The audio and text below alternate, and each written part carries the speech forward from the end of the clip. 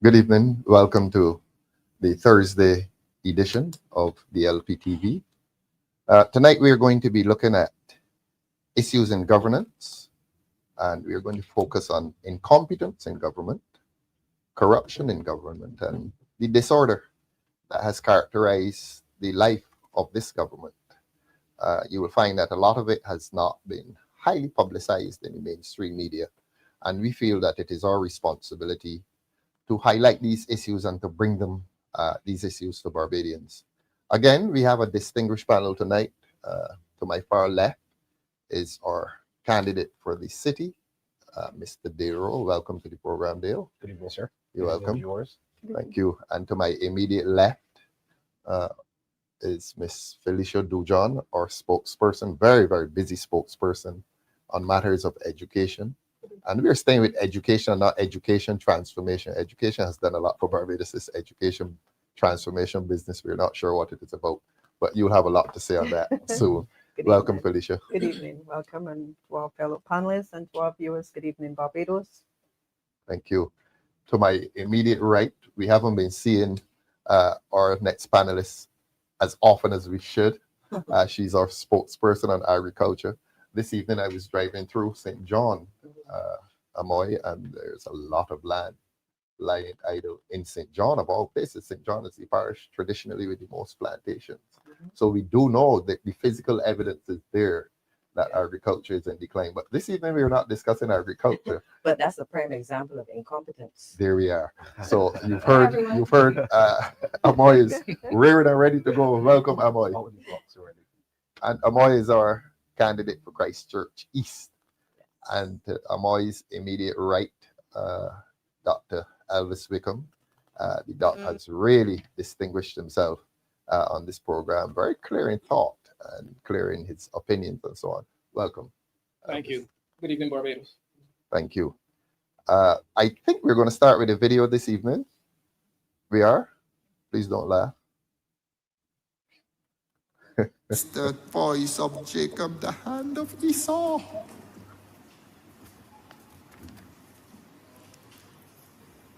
You want me to read them, Mr. Speaker? Do the people of Barbados find an interest in this? That their precious lands, which every government used to put into the name of the National Housing Corporation, thou good and faithful servant, the National Housing Corporation, is deemed to be a failure in 2024, and a private company masquerading in the clothing of public status is handed these private lands, the voice of Jacob, the hand of Esau. Number one, Branchbury St. Joseph, 10 acres. Projected number of solutions. Nobody, this government no longer builds houses, this government builds solutions. 61 solutions. And for the sake of the public that's not interested in that sexy language, 61 houses. Bright Hall, St. Lucie, 40 acres, 380 houses. Colleton St. John, 27 acres, 324 houses. Cottage St. George, 27 acres as well, 324. I know, I know what brought you to life. Look, they can fire you, you know. I can beg for you. I know this is not your voice. I know that. I understand the situation in which you find yourself. Honorable Speaker, please control the member for St. George South.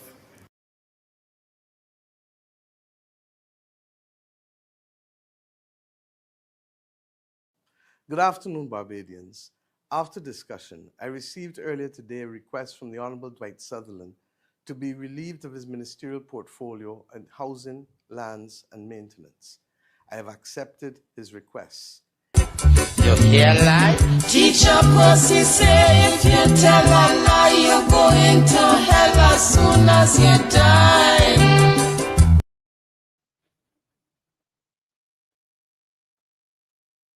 I had asked the panel not to laugh. And we all disobeyed. That was my budget reply of 2024, around March, I think. And this is not, I'm not a prophet, as I say, but you saw the trends in government. And at that time, I predicted to Dwight Sutherland that he would be fired. I mean, you could see it coming, that he had to bear the weight of hope, and that at some point they would make an example of him. They took a long time with him, but it finally happened. And that has been the trend in government and in government's behavior. This evening, we want to look at incompetence, something that the government has tried to disguise its incompetence in pretty speeches and a lot of cliches and so on. But let us begin with incompetence this evening. And we move away from housing. We've dealt with housing. We've done 2 programs on housing.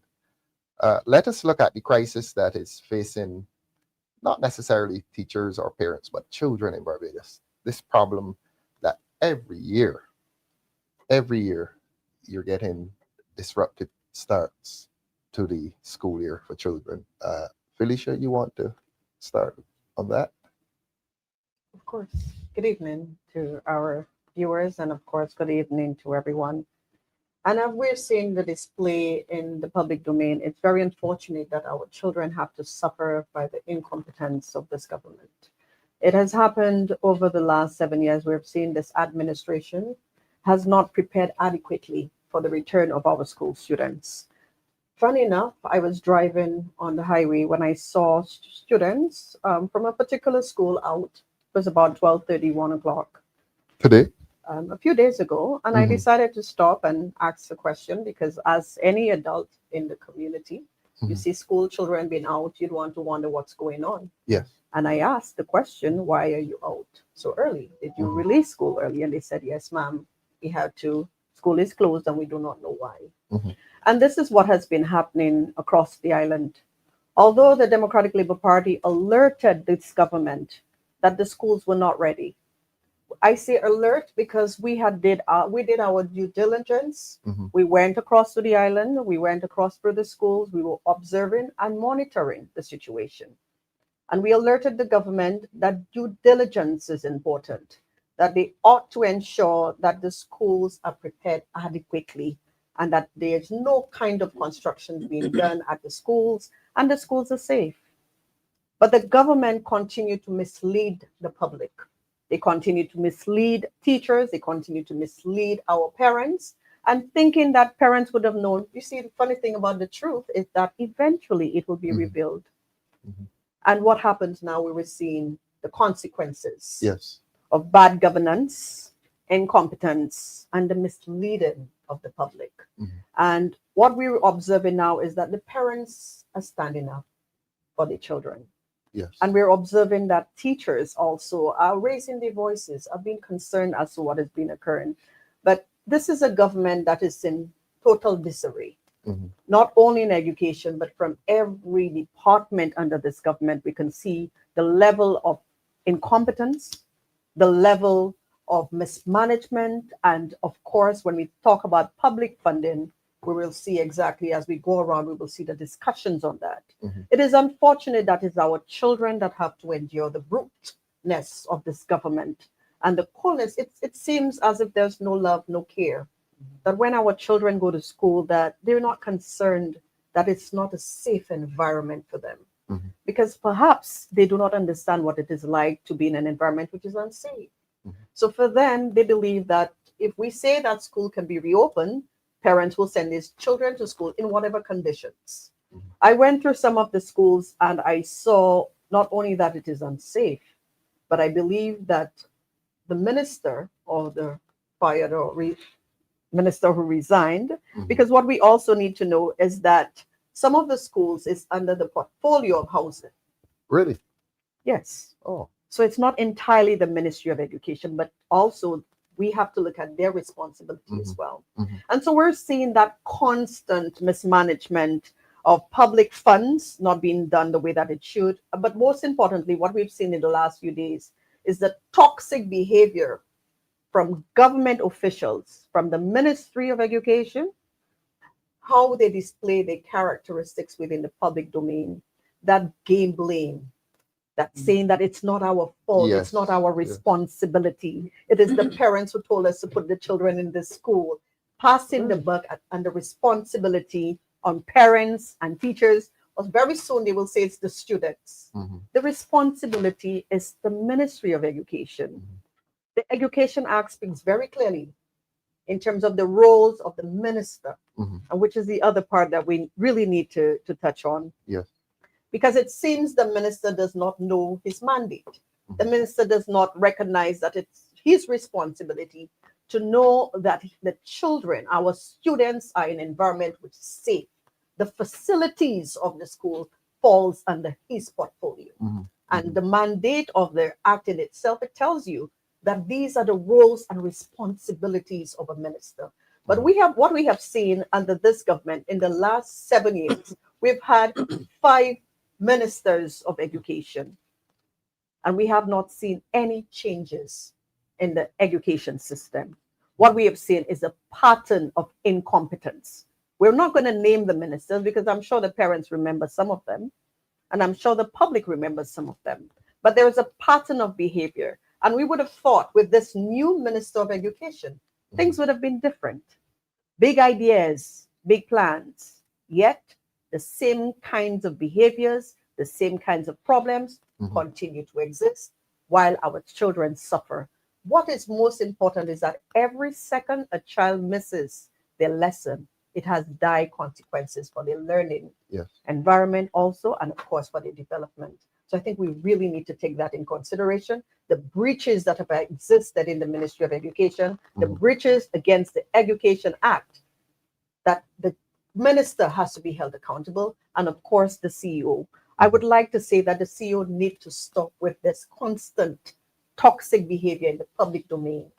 The denial, it is obvious, and the misleading of the public, because the public trusts public civil servants.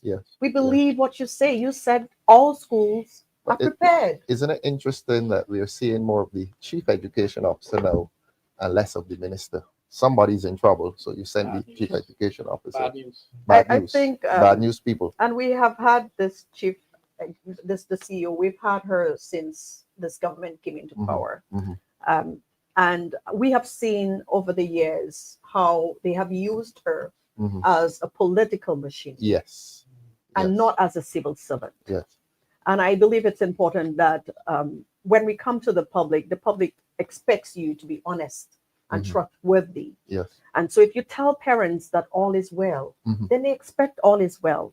We do not expect days after that the union is telling us one thing, and then the ministry is saying something else. And then the ministry is coming back and saying, well, the union is not being honest. And who's suffering? And the children. Precisely. At the end of the day, our students are at home.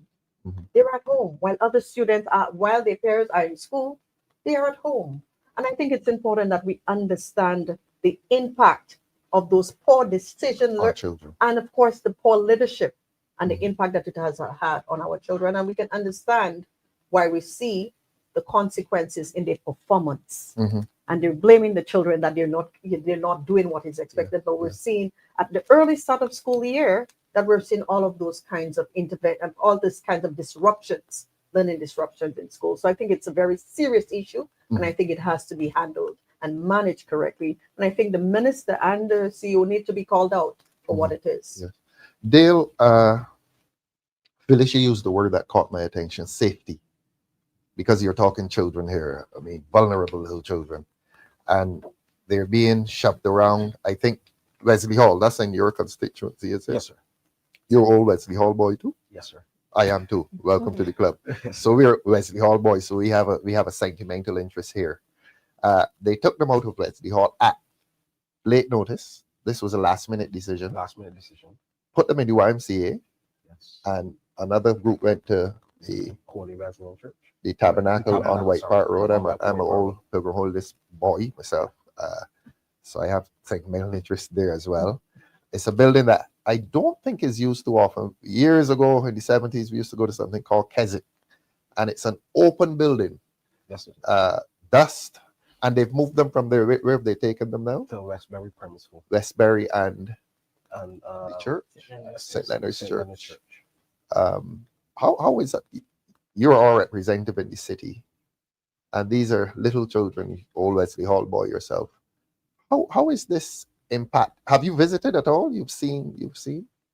I spoke to the constituents. Excellent. Tell us the So story there. currently we have one of the constituents here in the studio. Oh, we do. Yes. Oh, good. her son, Good. her son attends Wesley Hall. We might sneak them onto the set later in the show. You know, interacting with parents. Yes. Parents said they would have received notice Friday before school start that they're gonna have a meeting So this is Friday before the start of before school. the start of school Before the start of school on the Monday or On the the Monday. Tuesday? on the Monday. On the Monday. So they told them what on Friday? That they're gonna have a meeting on Sunday that was supposed to start at 4 p.m. The meeting started Sunday around 5 p.m. Where was this? It was an online meeting. Yes, online meeting. So up until Friday, they thought that the children were going back to King Street. Yes, sir. That's where the school is and has Yes. been for Yes, sir. years. So they thought they were going to King Street. Yes, sir. Called them in on the weekend. Called them in on the weekend. Yes. Told the parents that they're gonna split the students Yes. between the two small locations. Yes. This is the infant school or the The junior. junior. Yes. So Right. one and Infant. two, The one at the and front. then 3 and 4. Yes. Class Yes. 1 and 2, class 3 and 4. Yes. So They still saying class? Thought they were saying grades. We'll come to that later. We'll come to that later. and a lot of parents might not have access to internet. Right. A lot of parents might not have access to the basic necessities Yes. like the smartphone, Right, right. all these stuff. So Luxury items. we need to take these things into consideration. Yes. Yes. And a lot of parents sent their children to school on Monday. Students and parents were at this Wesley Hall School, King Street. King Street, Yes. and then they were directed to go either to YMCA or to the You mean to walk across? to walk across With who? by themselves. These little These Children? little ones. really? So when I spoke to parents, one parent told me yesterday that her daughter suffered with some issues, medical issues. Mhm. When she went to the Tabernacle to take her daughter, as soon as she got there, 8:20, persons came, opened up the building around minutes to 9. As soon as they turned on the fans, they literally thought it was snow. Oh. All of the That's dust. the point. That's all the of point. the dust. Because I don't think that building is used. No, it is not. So they put the frequent that children area into a dust bowl. in a dust bowl. Again, poor management from the Ministry of Education. Yes. Point blank period. Yes. I can't blame the teacher or the principals for this. You know why? Because they don't have the power to make Correct. that call. Correct. Comes from the ministry. It comes straight from the ministry. Yes.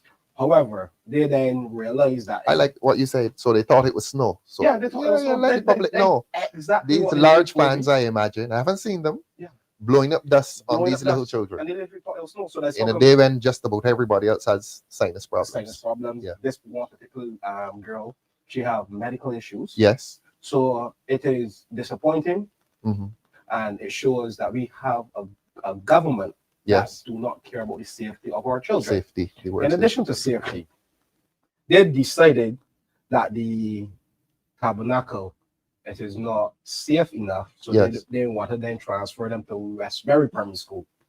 So the move from the tabernacle took place when? They went to the tabernacle the Monday Tuesday, and Tuesday. and Tuesday, and then they head over to Westbury Primary On the School Tuesday, on the Tuesday, Ah, on the Wednesday, on the Wednesday. So Yes, they sir. spent 2 full days at 2 full the, days in yes. the dust bowl. Yes. And on Wednesday morning, they moved, or they went straight to the other location. Straight to the other location. So my question is, when they move these students from that location to Westbury, Mhm. do you remember earlier this year where the 6-year-old Mhm. got struck Oh yes, On yes. We President went to Kennedy see him Drive. actually. Correct. Yes, yes. Poor little fella. Yeah, on the? he's doing well though. He's doing well, yes. Yes. And he's also a student at Westbury Primary School. Oh, I see. So my question is safety. Mhm.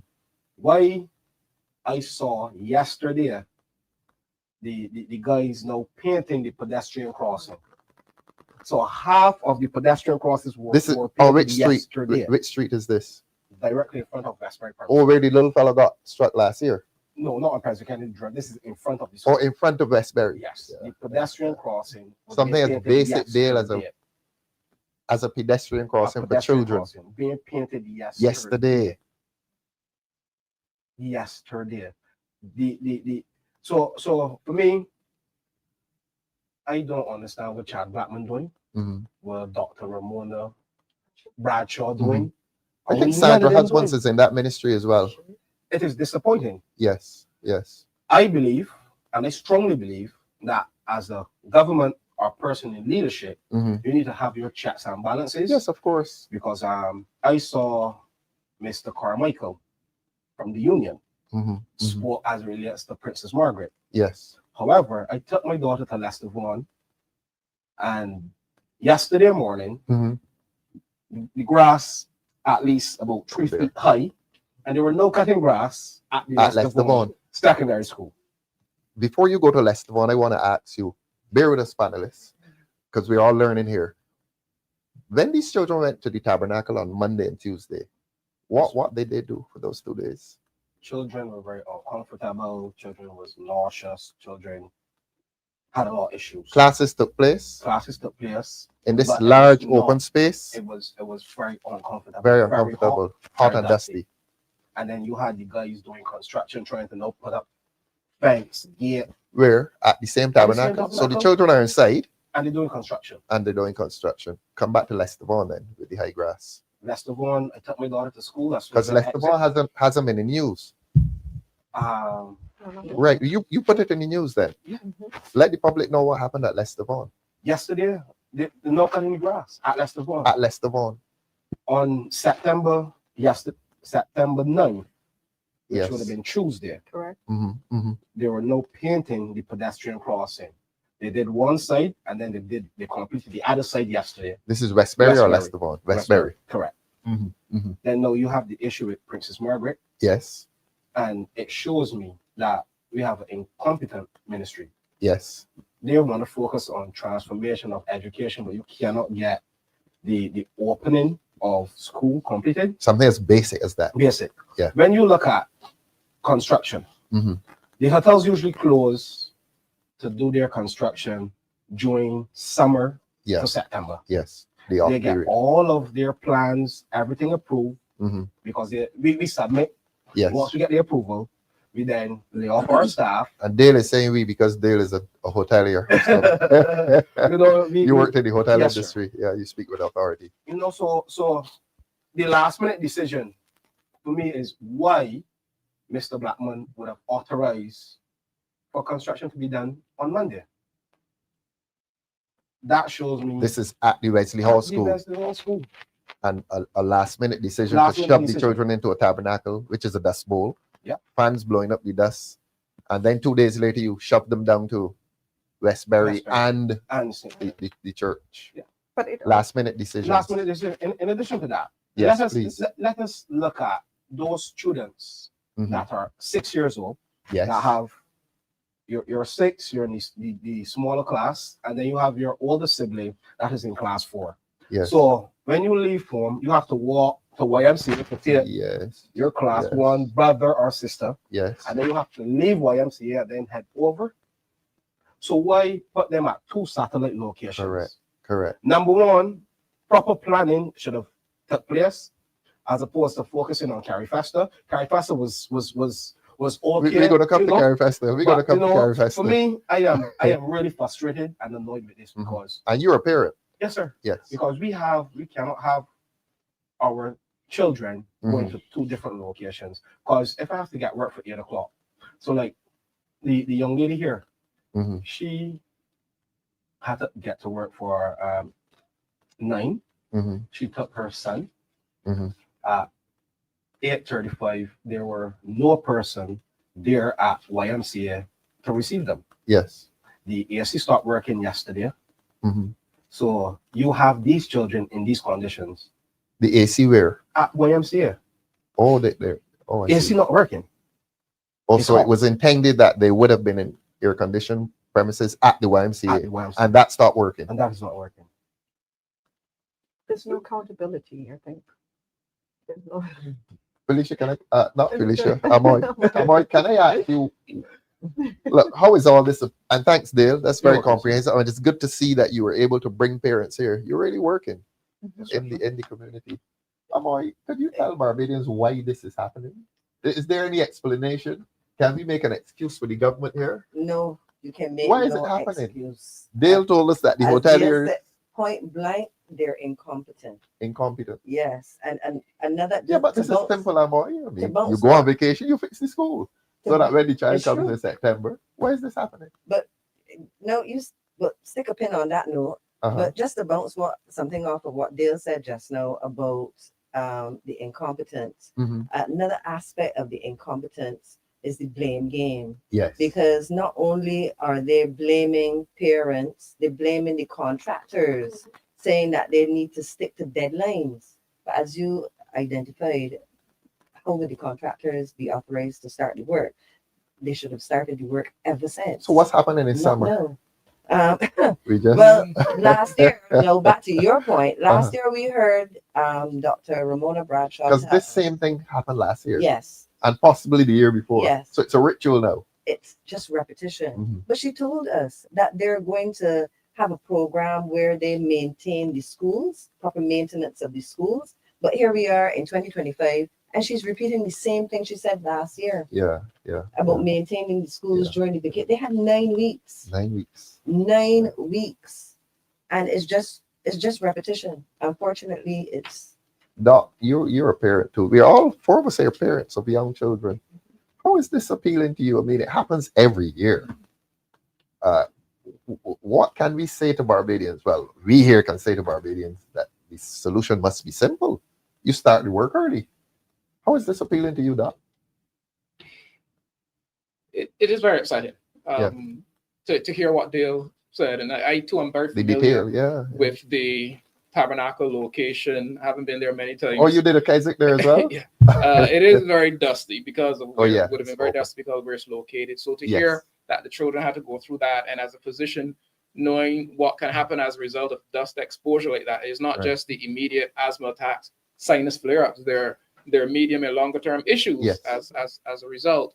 And this after the chief gave the assurance to the Mhm. Barbadian public that Yes. all schools will be open and they're good to go. Mhm. A lot of bravado talk, which, as you said, we heard this before. It's like a horror movie, Yes. right? That's stuck on repeat. It's like a Yes. horror movie stuck on repeat. Why it happened, they would have to answer, but government would have been distracted, Mhm. priorities Mhm. misplaced, perhaps. I said last time I was here that the focus seems to be on projecting an image to the region and to the wider world. So, we Mhm. concerned about crop over and Carifesta, important events, no doubt. But something as basic as the children being ready, the schools being ready for the children to return September 8th, that date was known long ago. Months long ago. ago. Why were there in this state? Yeah. And children actually enjoy that after the assurance was given Yes. that everything was in order. So someone doesn't know what they're doing.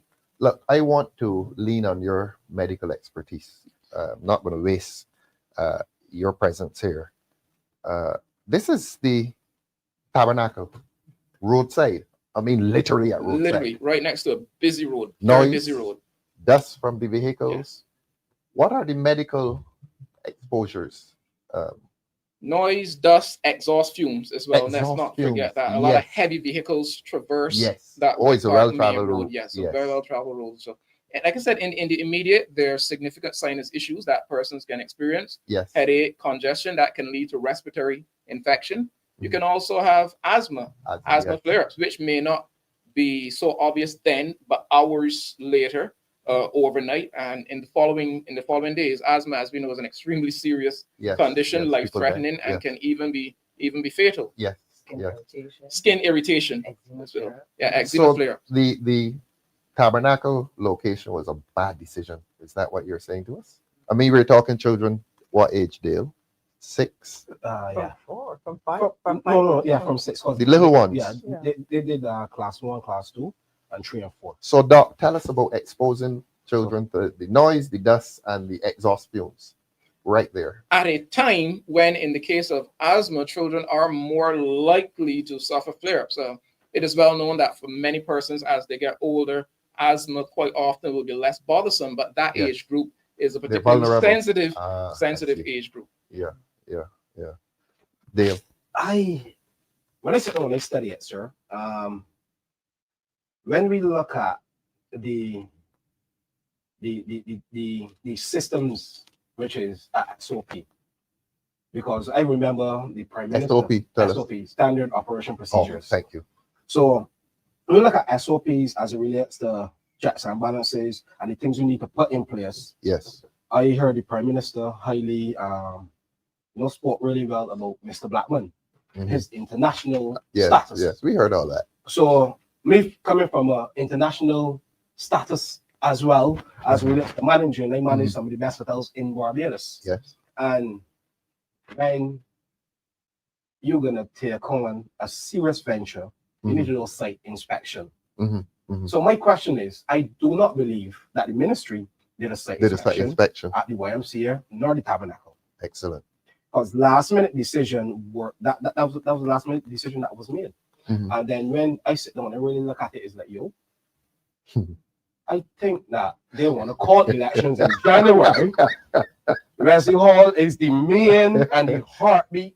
So under construction, it will be a bad move to start the construction in January. That is my thought process. I see.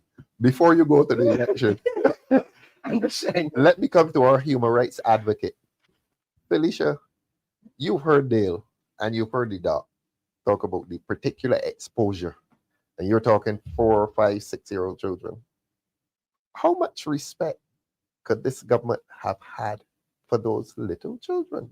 I think, and I believe that we have seen the part of behavior of this government. This is the same government that gave students the IDB survey.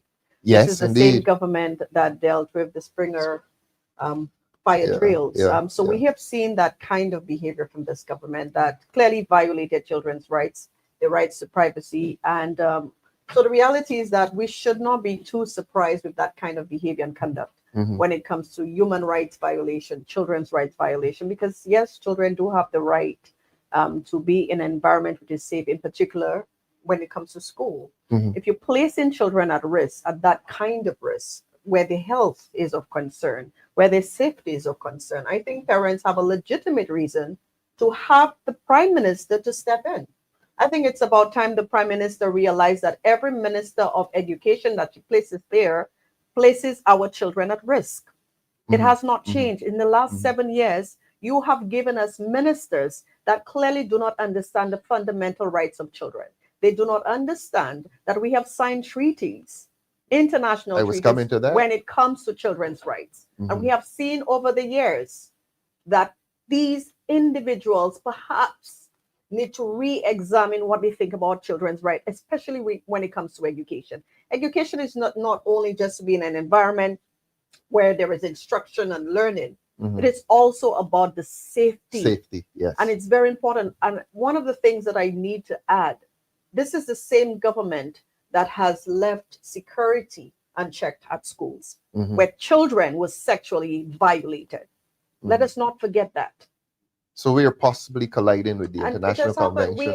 We have been breaching those conventions. And the public's not particularly I think the public has gotten to the point where they're just waiting for the right moment to recall their dissatisfaction. Because every year it's the same kinds of concerns that we have to deal with. Every year you will see parents on television telling this government, get your act together. Yes. We cannot be leaving our jobs. We cannot have our children. And one of the things that we need to remember, sometimes when those young children, when you ask parents to come, parents can't just immediately leave work. They cannot do that. And it's in the insensitivity of this government where they do not consider that parents are at work and parents ensure that they do everything that is required. And this is what bothers me much, is that you see how parents work very hard. When parents get paid, they quickly go to the stores, get the school uniforms. And we heard what the business owners told us about how expensive it has gotten. And Mhm. parents ensure that their children have everything prepared. Parents do their part. Mhm. But this ministry, particularly the minister and the government itself, as I said before, it's a government in disarray. Mhm. And they do not understand the kind of egregious actions that they have, Mhm. the choices, the kinds of decisions that they've made. It's poor leadership from the head to the bottom. And our children are being affected by it. I want to be clear on one thing. You keep using the word safety. Dale, when they were moving the children, they moved them in buses or they walked them along the street? The parents that were there walked with their students or drove to the location, to the satellite locations. Mhm. The students that walked to school Yes. because parents had to start either the minimum wage job early. Right. So those parents were not there. Mhm. So the students had to take smaller siblings to YMCA and then head over to the tabernacle. Mhm. You as a parent, you believe that, I got to work at 8. I assume that my daughter, my son It's safe. is safe. Yeah. Yeah. Unfortunately, there were no person there to receive them at 8:30 start. In addition to that, they had a bathroom situation where both males and females were using the same washroom. Mhm. And this came from my constituents. Yeah. Yeah. And all of Thanks these. for being in touch with the constituents. Yes, sir. Thank you. And look, it isn't that we're bashing the government or the Ministry of Education, but you're talking about child safety here. Of course. In a very basic way, something that Correct. has been happening from the time we were that age, and it was never an issue. And every year it's an issue. It's annoying. So we are so annoyed about it. Let us try to forget it for the time being and come to a different topic. Over the last couple of years, we've seen this emergence of entertainment. The school year begins with entertainment. You know of that, do you? Heard of it. Good. And I asked a principal, obviously not identified here, why are y'all doing this? He said, no. The principal said, oh, it comes from up top. And I'm not saying the minister. He said it came from the ministry. This first day of school, and you have entertainers in, and the children are dancing, and so on. What's your view on this?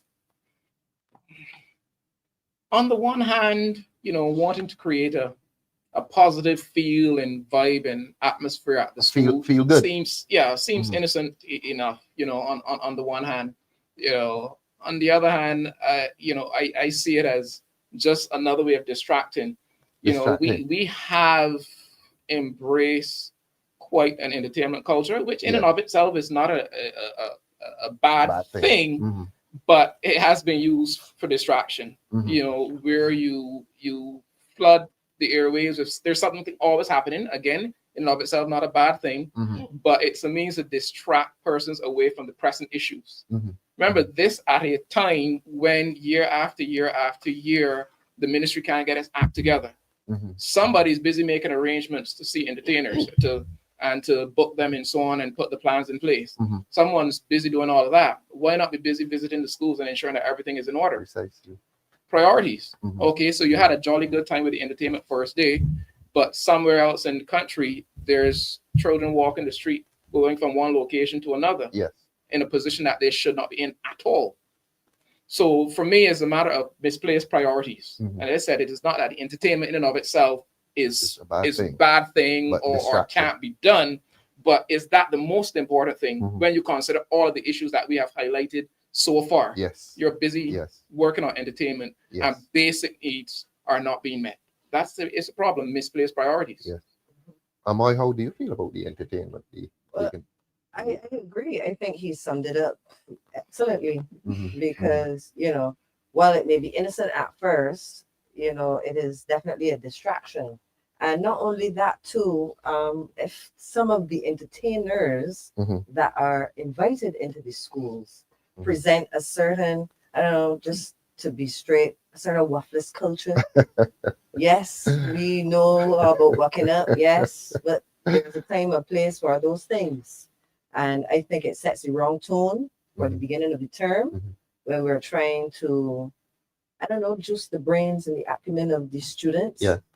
I think they could start with something else. We have culture days, we have Beijing Day, we have Independence, we have Yeah. so many other There are occasions times that and occasions something for like that. that can, be appropriate. What was reassuring, Dale, was I saw on social media, I think 2 schools, and they seem to be making an effort to do the opposite of what the doc spoke about. I think it was Springer. They had religious, and it is not that we want to overpower people's life with religious indulgence, but they had a religious sound, and another school, and it was orderly, like how it was in our time. Your view on this, on the entertainment package that begins. You're a parent. Yes. So entertainment has a time and a place. Yes. On the first day of school, all right, let me move away from the first day of school. Mhm. I like to listen to dub music, Yes. hip hop music. Yes. But on the morning, I don't listen to dub nor hip hop. My mornings start with motivational, I see. anything of positive or Yes. substance That can uplift you. that can uplift me. Mhm. And when I play this, I play out loud that the family members, my Yes. children, they can hear. They can benefit. as You know, well. so it's all about uplifting because the music is a frequency. Mhm. So when the frequency is set to a particular tempo, Mhm. that rhythm goes into your subconscious mind, Right. and then you start to have certain behaviors. So when you see the young people now get out to the van after listening to all the Vibes Cartel, Mhm, the Skilly Bang, Yes. they're a little hype, the hype. In fact, Dale, if you hear a song early in the morning, in the afternoon, you're still singing It's it. still singing it. Yeah. You know, so the morning time, Even as an adult. as an adult. So Yeah. you're the morning, how you start your first hour Mhm. will set the Sets tone, the tone, for your yes. entire day. Yes. So I believe the first day of school, I have to give Lester Thorne credit because Yes. when I took my daughter on the first day, they had prayers. They had prayers. So I believe that we should start our first day, with prayers. We now had Carrie Fest and we just had crop over, so we don't need Tap Band and Mother Sally Mhm. or these entertainment, Mhm. in Mhm. the school on the first day. Right. Right. I believe that we should bring that in, like Amoy said, Mhm. for independence. Yes. We Yes. also Festive occasion. Festive occasion. So And we the have start of school is not a festive No. occasion. not at all. Yeah. Because it's a distraction. Then one, we have the young girls coming with the fox locks, the braids, distraction. Then we have the Eyelash. the boys wearing the high afros and the sponge in it. You get me? Let's come to deportment then. So it's a distraction. So now you get to school, Mhm. you're there, Mhm. get off the van, hearing Skilly Bang. Hearing who? Skilly Bang. Okay. Listening to these guys. You just got off the van. And then when you enter the school gates, Mother Sally and the Tap Band. Uh-huh. Nothing is wrong with Mother Sally and the Tap Band, Uh-huh. however. Occasion. Not on the first day Not of on school. the first day, I yeah. believe on the first day we need to lay the ground rules, Yes. set some goals, Yes. set a vision, Standards. pray to the creator, Yes. and just share a moment of peace, focus, and let us start a brand new school term. Mhm. Maybe if it was January, Mhm. which is the second term, which is sports term, Yes. I could Yes. understand Yes. why you then want to use Mother Salah and Right, Taban right. in the second term, Yes. which is considered the track and field The term. track and field term. Felicia, you're a young mother. Not young, but go ahead. Let's go ahead with that. How does this they're still doing morning assembly at schools I with think prayer yes, and we have so to on? They're still be doing it? reminded. I'm very thankful and grateful that principals have continued Mhm. to ensure that students do assembly. Yes. I am not sure, or I don't know if I would support entertainment before school. I think school has its own setting. Yes. I think every environment has its own setting, and even as an educator myself, Mhm. I don't think I'd want to see my students engaging in that act before they enter classrooms. Mhm. I think and there's a spiritual element to it as well. Yes. I think that when learning really taps into the soul, and you Mhm. want the soul as calm as possible Yes. when you get into that space. And I think one of the things that you want to do is to calm the spirit of our children. Mhm. We do not know what homes they're coming from. We do not know what environments they're coming from. I want to ensure that they had a good breakfast. Perhaps that's what they need to do. Mhm. Ensure that all our children, that money they're taking to Mhm. do entertainment, why don't we Yes. do breakfast at all schools? Yes. That would be a good opportunity so that we know that they're well fed when they come to the classrooms, to ensure that they have the supplies, Mhm. because perhaps they don't have all these supplies. Perhaps we want to look at, the school meals, ensure Mhm. that our lunches Yes. are prepared for our children. Very much what our comrade is saying, that our priorities doesn't seem to be person-centered, Yes. student-centered, Yes. because you're thinking about entertainment and hungry bellies. Yeah. You're thinking about entertainment where at some point the children may, as I said before, they may not have had the balance that they need spiritually to enter the space that they're coming in. So I would agree that we need to set the tone for them. Mhm. We need to know that they're coming into a safe environment, that our teachers are there to help them, that we love them, Mhm. and that we will care for them for the rest of the time that they're with us. And I think that is the tone that we want to set. All kinds of entertainment, we will leave that with the Prime Minister and her cabinet. But when it comes to schools, I think the school setting should remain a school setting, a Mhm. very disciplined and structured setting. Thank you. Amoy, you're a young mom as well, apart from being a politician. Felicia mentioned the question of school meals, and we've heard some horror stories of children going to school hungry. You wake up tomorrow, you're Minister of Government Education. How would you treat the issue of school meals? Well, that's supposed to agriculture. Yeah.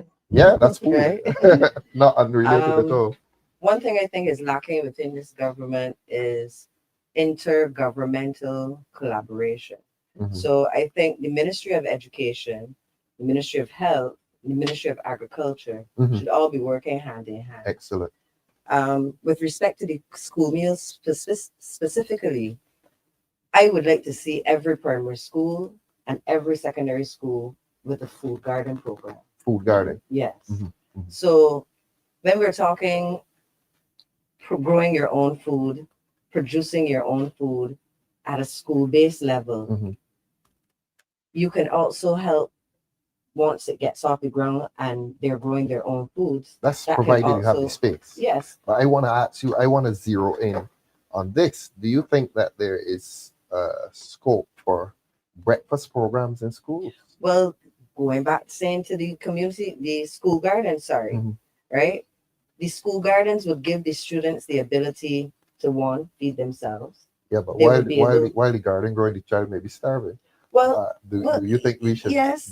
start a breakfast program you in have to schools start. immediately? You have to start some. Well, the breakfast program Yeah, is the an breakfast. excellent idea. Yes, That yes. can be started immediately, right? But with respect to the school meals specifically and the connection with the agriculture and having a school garden, Mhm. the idea would be that that school garden will help supplement the school meals. Yes. Okay. Right, with nutritious foods. When you speak school meals, you're talking about the lunch hour, that 12 o'clock hour. Yeah, I'm talking about the meals that are provided by the ministry for the schools. For the 12 o'clock hour. Yes, But well, could we be supposedly looking? 12 o'clock. Because Yeah, sometimes the I meals heard they get come there in. at But could 2 we look o'clock. at a breakfast program?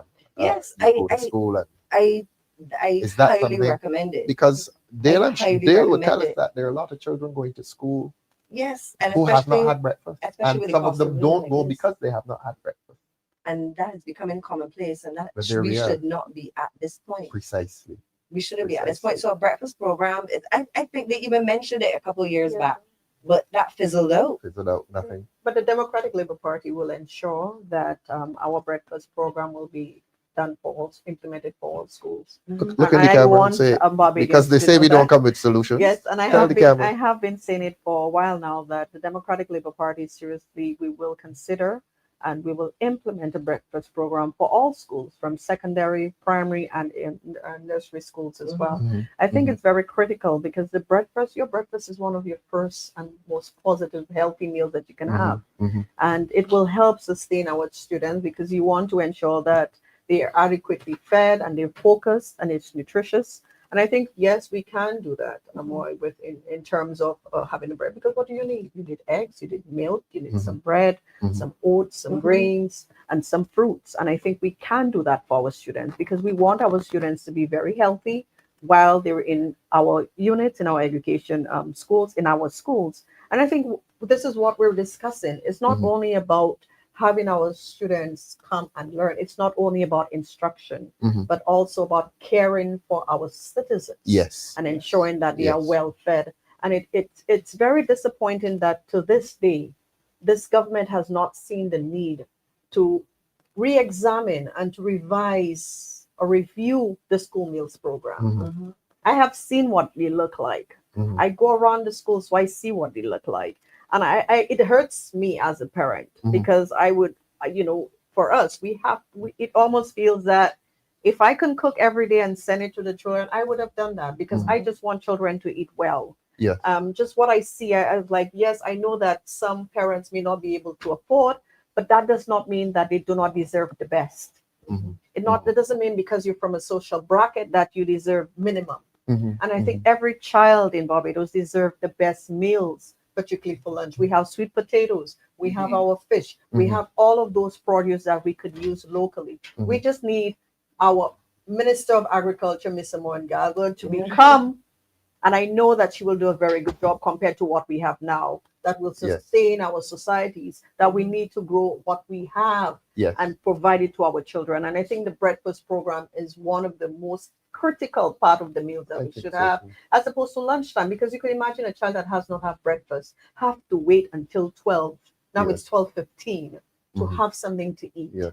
I don't know if any of y'all remember getting milk in the morning. Milk and biscuits, around And 10 o'clock, I think. If you have more than one child, I have children coming down. Like I remember when my older children had that experience. The younger ones now have no clue. They did nothing. I mean, to be fair, I have a grandson at St. Christopher, and I have, a son that went to school at Gordon Waters. St. Christopher's is cool. You're a it's granny? close. Yes, I am a proud grandmother.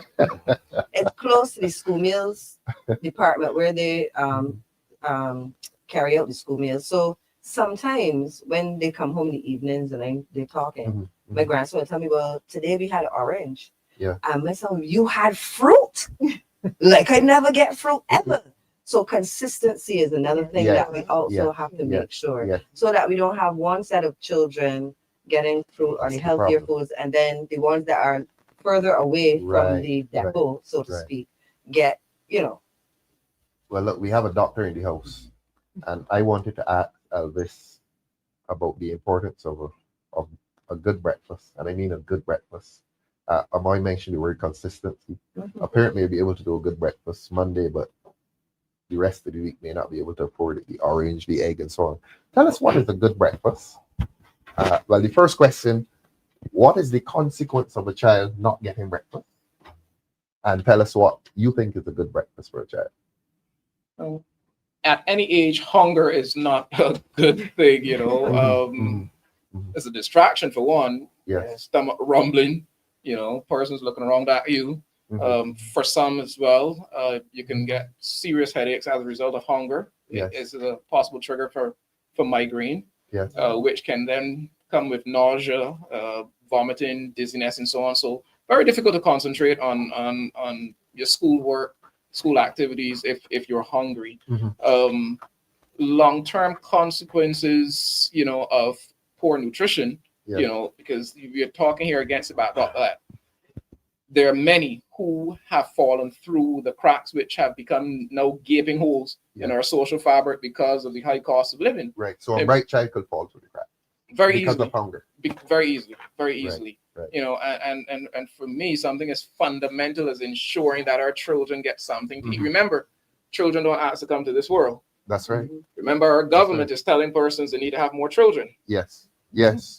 While at the same time not reducing the cost of living. On that point, failing to acknowledge that one reason, a significant reason why persons may not be having more children, is the cost of living. They can't afford to feed the ones that they have. So how are they going to get more?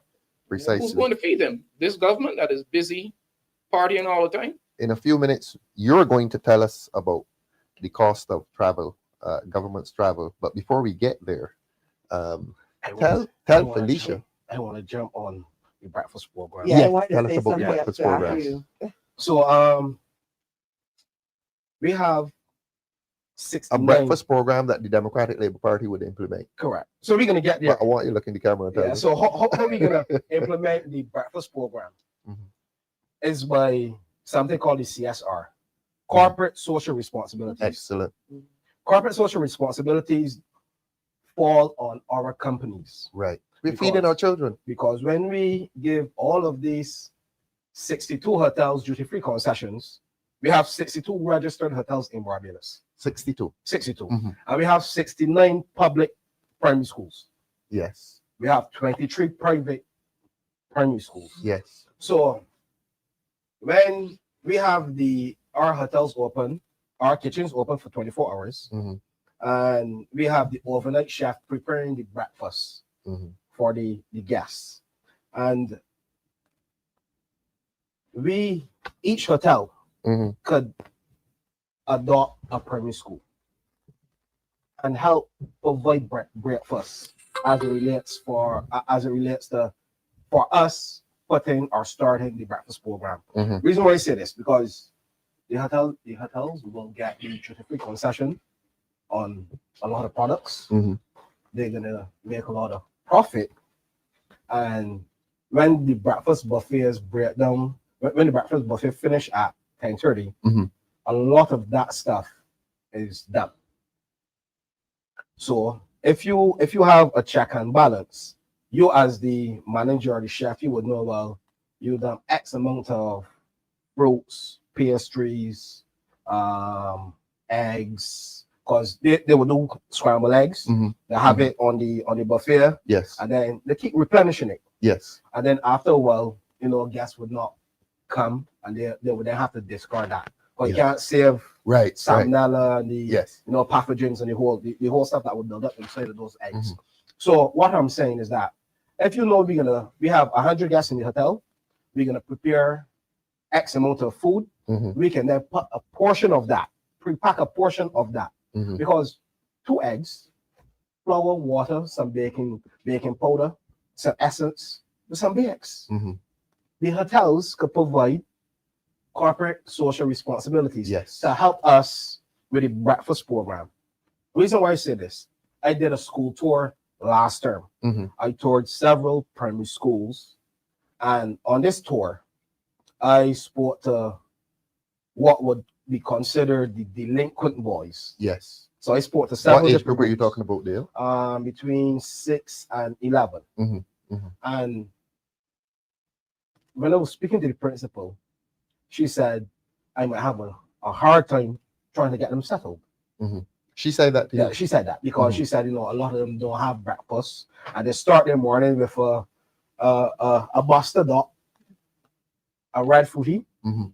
or Fanta Dot Well, we're Buster. going to come to Doc and ask him what is the ideal breakfast for these Yeah. children. Yeah, so I know you're not a nutritionist, but But- we're going to impose on you with that question. So with witnessing and speaking to those young boys said to me, "Sir, I have not had breakfast." There. But- They had a red fruity or Buster for breakfast.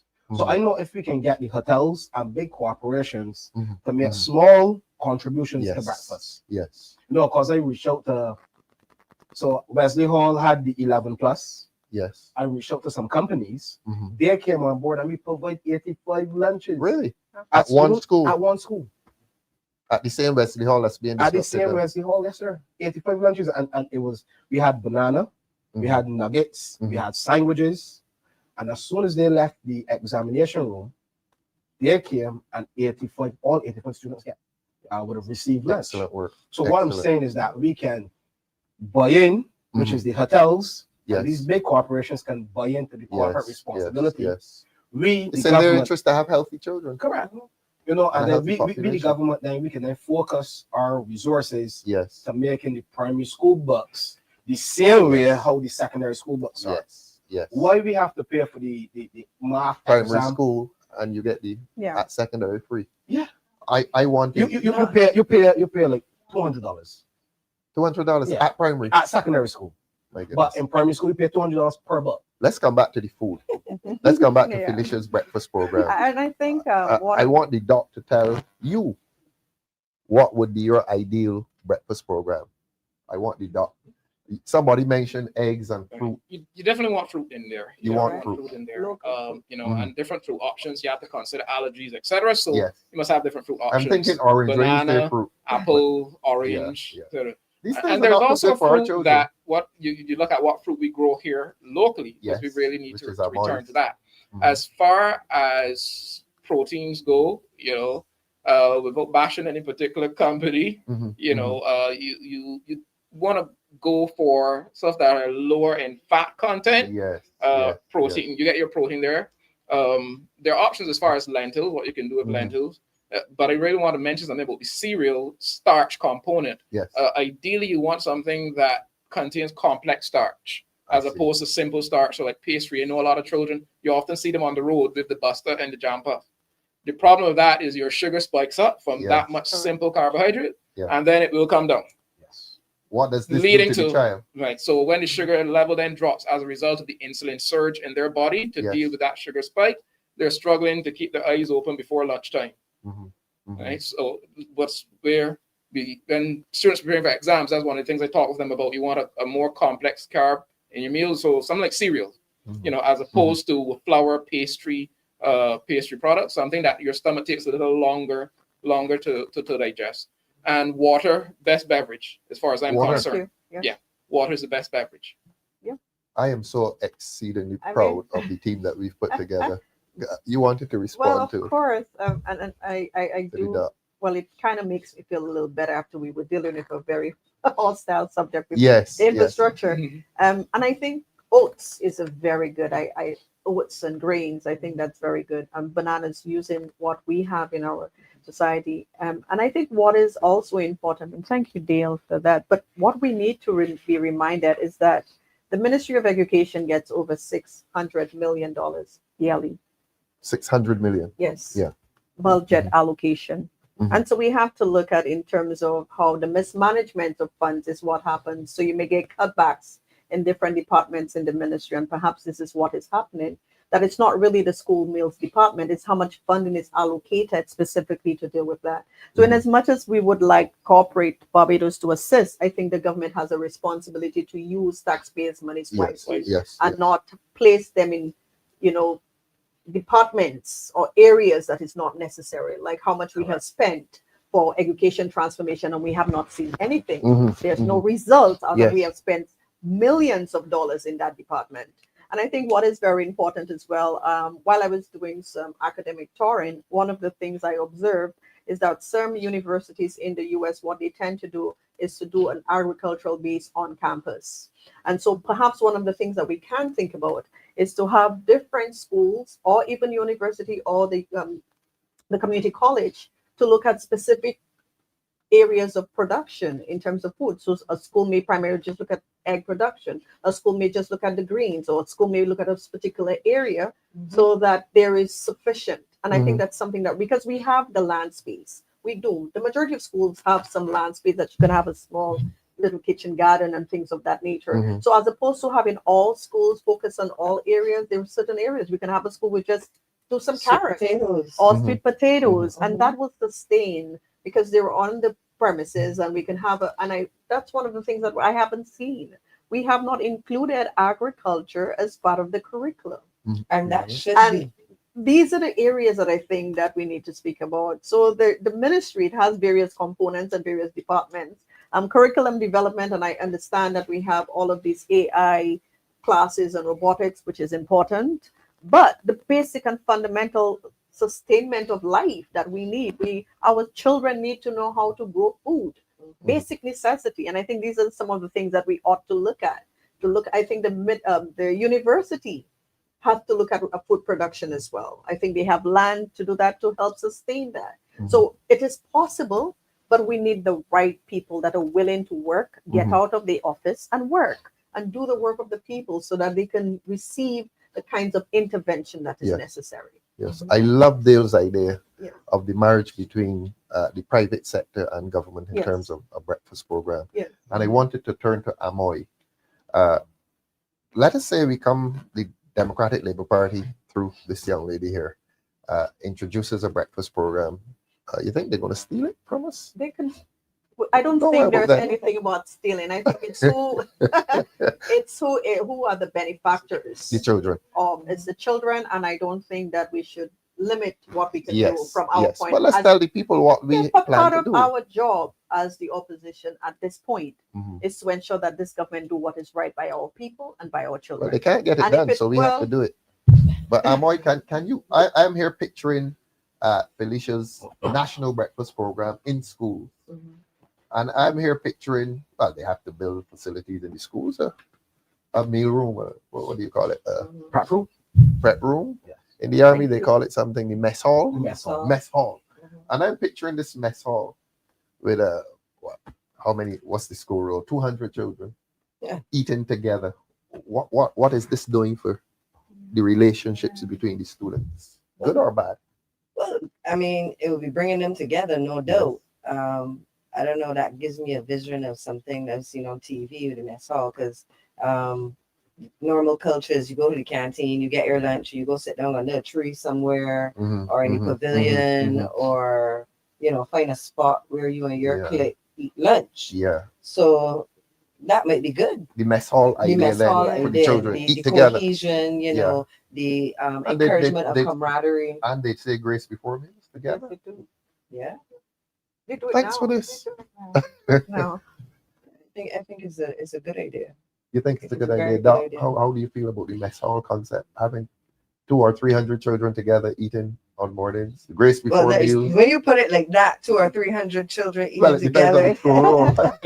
it How many sounds children? scary. What's the No, average? it What's the average school roll now in primary school?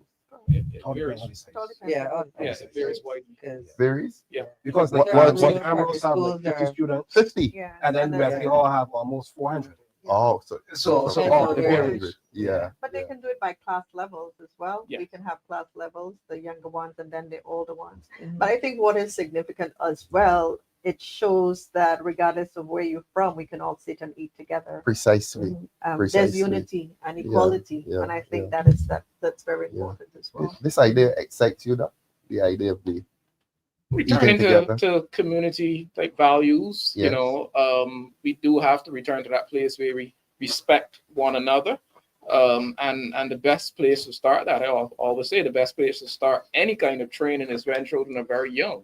Mhm. I mean, we grew up hearing it's hard, if not impossible, to bend an old tree. Mhm, mhm. So, you do want to instill that kind of camaraderie, Yes. and respect for each other. And a family they often say that eats together, stays Stays together. together. Yeah. And I Yeah. can see that being relevant in schools as well. Mhm. And this is, you want to say something there? Yes, sir. Breakfast is inexpensive. Inexpensive. Right. As it relates to everything we But you heard the doc shopping list, right? Yeah. Food, food and everything. We import everything. Yeah, yeah. So when we import all of these items, you give the hotels the duty-free concession. Mhm. The hotels then could operate. So I would like some advice from, because you're a lawyer.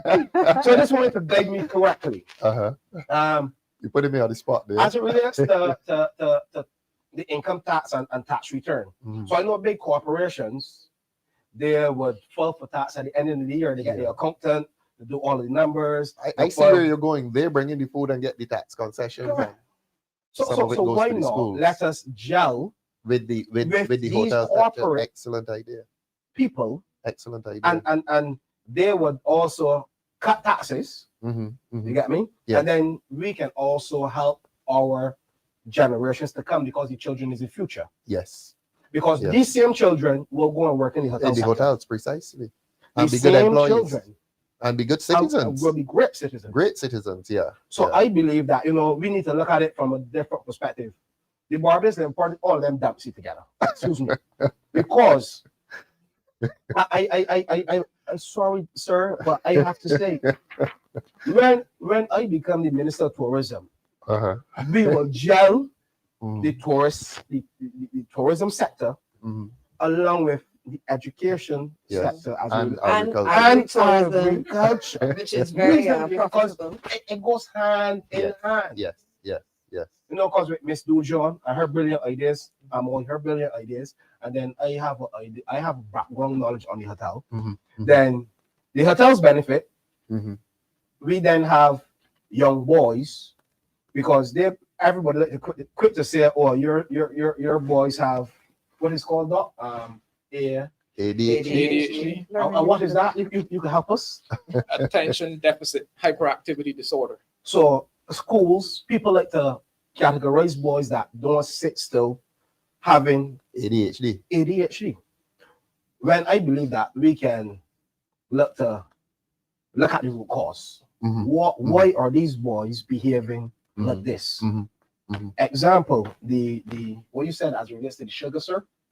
When the sugar get into the bloodstream and it shoots up very high in a short space of time, but then it will crash. And then they will crash. And that affects learning. That affects memory, concentration. Right. So we need to take all of these things into consideration. And once we gel with the tourism sector, agriculture, and education, we will have students ready and focused Yes. to excel. Our boys failing as it relates to reading, our boys failing. They do worse than the girls. The girls are doing, let me ask it the other way. The girls are doing better than the boys in the system, generally speaking. Traditionally, and still And so. after COVID, you know, it has gotten worse. Cost of living is high. So let us give the parents the ease. Hotel workers right now, a hotel worker came at my residence this morning. He's laid off. And he goes back to work October 15th. He was laid off from the beginning of August. A boy in nursery private and a daughter in secondary. So how is he making it though? How is he making it? His girlfriend also works at the same hotel. So both are laid off, waiting on NIS. But now, if the government had really some people in cared, Barbados don't really understand hardship. It is yeah, very difficult. if they really cared, they would not put Carrie Festa around the 23rd, 24th. They would put Carrie Festa further down in September. Reason being that is the slow season for our hotel. Dale, you've brought us sector. right into the Carrie Festa discussion that I want to have. We have a video with Carrie Festa. We have. Okay, we can move straight into that. All right. I wanted us to move the discussion on excellent discussion on education, the Democratic Labour Party's National Breakfast Program in the schools. Excellent. Thanks, Doc, for your medical guidance. You're bright enough to do so law to anyhow. We just had Carrie Festa, and from all reports, well executed technically. The problem that the public is having is that the high costs, and that coincides with the struggle of children in schools. Back to school, you can't get into a school. The school is dusty. And we've just had a very glitzy event put on, costing millions of dollars. And the minister came to the public this week or last week, this week, I think, and said quite blandly, when we're finished adding up the costs, we will tell the public. I mean, a basic lack of understanding as to how government functions. If government is lifting that glass, government budgets. You have to budget. It is the people's money, and you have to give account for the money. But the minister says, well, costs. You come to we're adding up. Sir, I disagree with them. I held events. It isn't done like that. Yeah, I You held budget. events last year. Dale, you budget. Yes, sir, you budget. Even in private. Even in private. And when we did these events last year, I brought in a guy from Trinidad, very popular Trinidad artist. The cost was about $8,000. Don't tell us all your private business. You know, and before we could have gotten this entertainer to perform, we had to pay this entertainer a deposit before he actually confirmed the booking. Yes. Then upon arrival, before he arrived to the show, we need to pay the balance of the money 24 hours. Really? Then we need to also accommodate him, his manager, his assistant, and stylist at the hotel and pay them a per diem. So the reason why Carry Festa was so expensive, not because and nothing else but entertainment. Because when you have to pay all of these entertainers, they couldn't call for money. Yes. Because they know it is a regional thing. It happens every 5 years. Yes. So entertainers will not cost what I usually cost for a normal show. They'll be more I'm gonna expensive. inflate my my bill because they need us. because they need us. Yes. Yes. So when I inflate my costs, I'm gonna send it to you. So the government already know their entertainment budget and their entertainment bill because they had to send half the money to the entertainers. Yes. They had to pay the hotel accommodation and the per diem for every artist, DJ, band, every person that's on the band because the band, it was not just mixtape audio you plug into the laptop and then they play your song. They had a live band. Yes. Yes. Yes. And the drummer is going at $500, 30 minutes. Really? Dancers were paid $1,000 per dance. And the QEH want 100,000. But Yeah. that's I was coming to that. Coming to that. So we spent. Look, Just priorities. Amoy, do we have any ideas to the figure for Carry Festa? No. We're entitled to know as citizens. We Yeah, have any And we idea? were hearing of reports, days, a week plus after Carifest was finished, of persons who have not yet received money, workers who haven't been paid, But all of, Have children. all of the entertainers who were have children that paid. need to go back, but the entertainers All of the entertainers were paid had to be. before Carry Festa start. Point blank. The figure we're hearing is 40 million. Then I'm hearing 70 million. I mean, I don't know if you went to the market up by Combermere. I'm hearing that had to have been very expensive It as a was. facility. The thing up by Newton, well, that's another story. It's not finished, and I'm told, and I don't mind saying this, I'm told that a part of it may be dismantled. And of course, Amoy, they've done it in agricultural land, Yes. which is of particular interest to you. Which seems to be something that they're doing all the time. If it's Yeah. not for housing, Yeah, it's for just these some encroachments and saying, oh, the land rights. non-agricultural project. Yeah. This also in the face of public displeasure Yes. and outward displeasure because the public complained about it. They said they were totally against, anything building out there. Yeah. But here they are. When I observed Carry Festa, Mhm. Carry Festa was only so successful because the nights that they had the entertainment, Mhm. it was either free What was it? or a lot of tickets were sold really cheap. They give away the tickets. And they give away a lot of tickets. Mhm. Yeah, I mean, I get a couple free tickets too. Yeah. So what I'm saying is that They're as not a free. government, if you're going to bring entertainers for a big event like this, Mhm. you have to look at your costs Mhm. and then you have to look at cushioning the blow. Yes. So they did not really put a check and balance as it relates to patrons coming. Because if you had a proper system, Mhm. you could have made at least some Something. overhead Yeah. at the door. Yes. Yes. Well, I think They what- feel Selling miserably. merch, selling something, you mean? Even the yeah. taxis, because you were shuttled from Really? one point to another point. Hmm. So you had about 150 ZMs. How many? 150 ZMs. Amoy, That shuffling persons to and oh, fro to the vehicle. they made a lot of money. Amoy, you started to talk about the hospital with all this spending of money. Well, I Carry mean, Festa. they could have used the money. The hospital has Somewhere been else. begging for some 100,000. money. 100,000. Can you imagine? And mind you, the 100,000. Prime Minister's Cup It's 100,000. is 100,000. That's football. Football. Okay. She's saying Last like year, that. this year. 100,000. Mhm. So, it's incredulous. Misplaced priorities, Misplaced as the doc priorities, said, precisely. right? Misplaced priorities, Precisely. mismanagement of the public purse, Mhm. and just willful disrespect.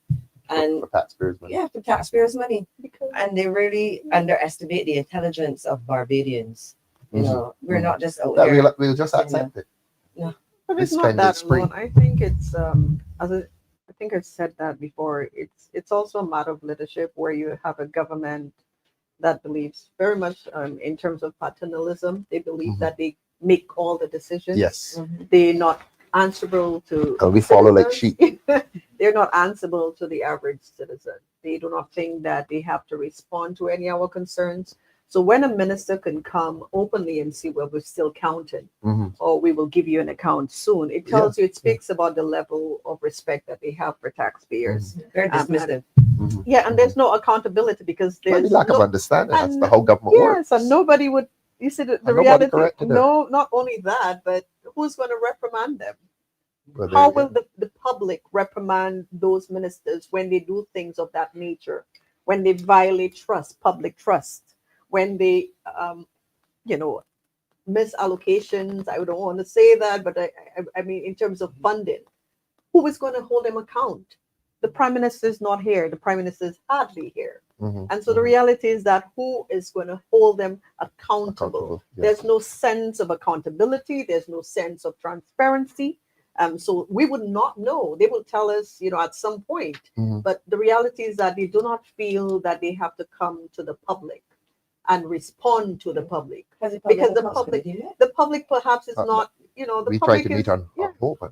the public is They, not, they voted that it should not be on the agenda. yeah, Yeah, because you just said something about, the public's purse, which we've been all talking about. yes, they're not, The they're, Public Accounts Committee, Mr. they Thorne, don't, They brought came that and to our said, attention. vote, And and they said, no, you can't set the agenda. We setting the agenda. I said, no, it has to be hope. yeah. And they say, no, the act gives us the authority to vote on anything. We are voting you. You heard Mr. Abaid? yes, we did. Oh, yeah. We all heard Mr. Abaid. Talking about the voice. increase Yeah. in persons asking Yeah, for yeah. assistance. And I've also I heard that, yeah. asked about that. I think the public has heard Mr. Abaid say that the question of need is increasing every year. In other words, that there's greater hardship in Barbados every year. And Elvis, I wanted you to tell us about the Prime Minister's trip because the government has to end this spending spree. And I saw it on social media. The Prime Minister is at Elira Court meeting with somebody, and the next day she's in Algeria. And most people who travel say, but that's not quite possible. You have to go through London overnight, perhaps down the road. Unless you have your own private Unless you- transportation. So Private jet. Dr. Wickham was telling us a few days ago that these things are no longer private matters, that you could track. You could find A the information. Yes, you can. Yes. Yeah. Yes. So we know that PM Motley was at Elira Court on 4th of September because Yes. she was meeting one of our cricketing greats there. And we've seen the pictures on GIS. Yes. On PM's Facebook page, she was in Algeria the following day. The following day. On which commercial airline, please? She would have to tell us. But we do know that Mhm. a private jet, I could give flight number as well. A Yes. private jet took off from Grantley Adams International Airport and arrived in Algiers 7 hours and 52 minutes later. Nothing beats a jet. 7 hours. Jet- Or let's call 8 it hours. 8 hours. 8 hours later. Yeah, private jet. From A here private- to Algiers. Direct flight from Direct. Barbados to Algeria, which is in Northern Africa. That's not cheap. No, it is not. Mhm. The company, their flights go from US $11,000 per flight hour up to US $20,000 per flight hour. Between 11 So and 20. for 8 hours, Mhm. that's $88,000 US dollars minimum. 88,000 US dollars minimum. Yes, yeah, The taxpayers need to know. minimum. And like I said, that's a range. So that's the minimum cost. We also know that the PM was in Ethiopia the following day. We know that that flight, which took off from Barbados, the exact aircraft landed in Algeria, Yes. left Algeria and went to Ethiopia the following day. A flight that was 6 hours and 10 minutes. Africa is not small. So it has to Africa's be- not small. That was a direct flight. Mhm. So, So that's all another total, 6 hours. if that private that charter company charged the minimum, you're looking at a minimum of 319,000 Barbados dollars. Barbados or US? Barbados. Barbados, Yeah, a 319,000. minimum 319,000 Yes. Barbados dollars to go from Barbados to Algeria to Algeria Ethiopia. to Ethiopia. And bear in mind that I'm pretty sure the Prime Minister is not walking back. That figure does not include accommodation, it does not include ground transport, and it does not diems. include per diems. Per diem. Does not include that. Mhm. This at a time when our Queen Elizabeth Hospital in desperate need of Yes. blood gas machines Yes. and is more or less walking around with sponsor walk sheet. My goodness. 2 of those machines, $100,000. So just the outgoing flight alone could have purchased 3. 3. The flight to Ethiopia could have purchased another 3. We could have had 6 of those blood gas machines just from the flight from Barbados to get to Ethiopia. So going in one direction, over 300,000 Barbados. Yes, please. And you say she's not walking back. We can Pretty double sure she's that. not walking back. No, it may very well be that some of the cost of this trip was shared with another head of state. Maybe. Maybe. But let's get the cost and It and may she- very well and be. she But will- we she need will to tell know, the Barbadians people of how the Barbados costs need were to split. know whether taxpayers' money Precisely. funded this trip Precisely. or whether it was a gift. Precisely. And if it was a gift, what is the quid pro quo? Correct. Because nobody's giving you $500,000+ in flight expenses Precisely. for nothing. Precisely. It's not going to happen. What's the quid pro quo? Or And like I said, land this at a somewhere. time when our hospital is It's begging At the site for of blood gas Barbados, we're machines begging, that yeah. could easily have been Yeah. bought Yeah. with just the outgoing expenses. And this also against the backdrop on the point of the hospital seeking public assistance. A private facility, remember, received tax concessions from government recently on the promise that they would be helping the public. We are Yes. yet to hear any details of how Yeah. taxpayer dollars that were used to support a private facility, we're yet to hear details of how the public will be helped. Yes. But our hospital is in desperate need of blood gas machines. And our leaders live in the opulent lifestyle. Yeah. Like I said, it may very well be that it was a gift Mhm. or it was co-funded, but either way, it was a significant source of funds. And that is something we need to know. This against the backdrop of 93 trips Yes. in 81 months, which is what was revealed to us in March of this year. 93 trips So more in than 81 one a month. months, more than one a month, at a time when you couldn't travel due to COVID for about 20 months at least. Yes. Yes. So you took out the COVID period. No, that's 81 months from Including COVID? including COVID. Oh, you have to take out those. So it's 93 So perhaps trips 93 in trips 60 in about 60 months. 65 months or so. Mm. In Dale? addition to that, sir, Carrie Festa, Uh-huh. we bring in an entertainer, our entertainers, and Mhm. let's say we pay a particular entertainer $200,000 to perform During Carrie Festa. during Carrie Festa. Mhm. With this $200,000, I want to know why earlier this year Where was the entertainer from? Sorry. I assumed the Caribbean. Oh, through the bank. Caribbean. Okay, Yes. that's fine. That's fine. Yes.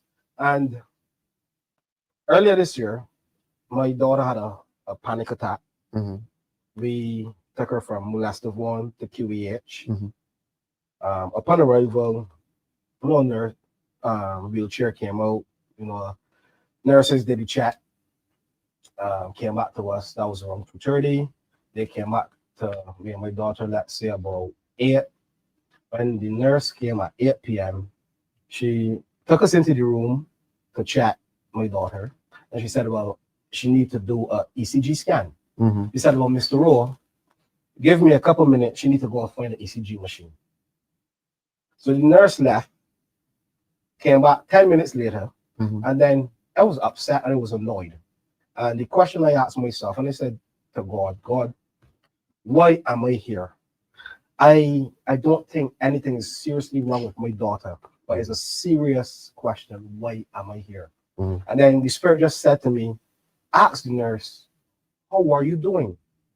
When she came back in, she's so flustered and she said, Ma'am, how are you doing? How was your day? She said, well, she was here from the 2 shifts in front, which was the previous night into the Really? current day. Mhm. And then she said, well, I said, so how this ECG machine work? What is it? Blah, blah, blah. She could not even find the nipples. It has, what's it called? Leads. The leads. They did not have the all of the leads to attach to my daughter to run the ECG machine. So then I observed, I witnessed, then she said, well, they don't have toiletry in certain areas. No, she started to complain. I did not believe it because In the hospital? in the hospital. This was in A&E. Mhm. I did not believe it because I know when you're disgruntled staff, you add fuel to the Everything fire. is wrong. So then the doctor came around 1 a.m. Mhm. Young doctor. Mhm. I asked her the same question, how are you? And then she had to go and get ECG machine as well. Mhm. My daughter was admitted to ward C7 around 10 a.m. the following day. We gone up to the ward. I slept there the night. I woke up the morning, went to use the parents' washroom. I gone into the washroom. I saw another parent.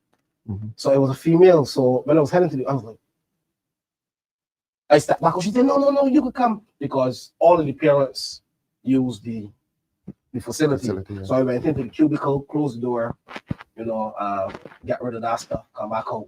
Was going to wash my hand, and then I went to go. There's no soap, no toilet paper, no napkin. And I asked the parent. She said, well, her son is really ill, and she was here for 3 months, and it's very bad condition. Ward C7 and C8 is connected, and then these tiles that we have here instead of C7, and at least about half of C7, the tiles fall out and hit beds, and the nurses would have said on Ward C7 they had to force the hand of the hospital and close the ward. So Ward C7 children ward, C7 C8 children ward.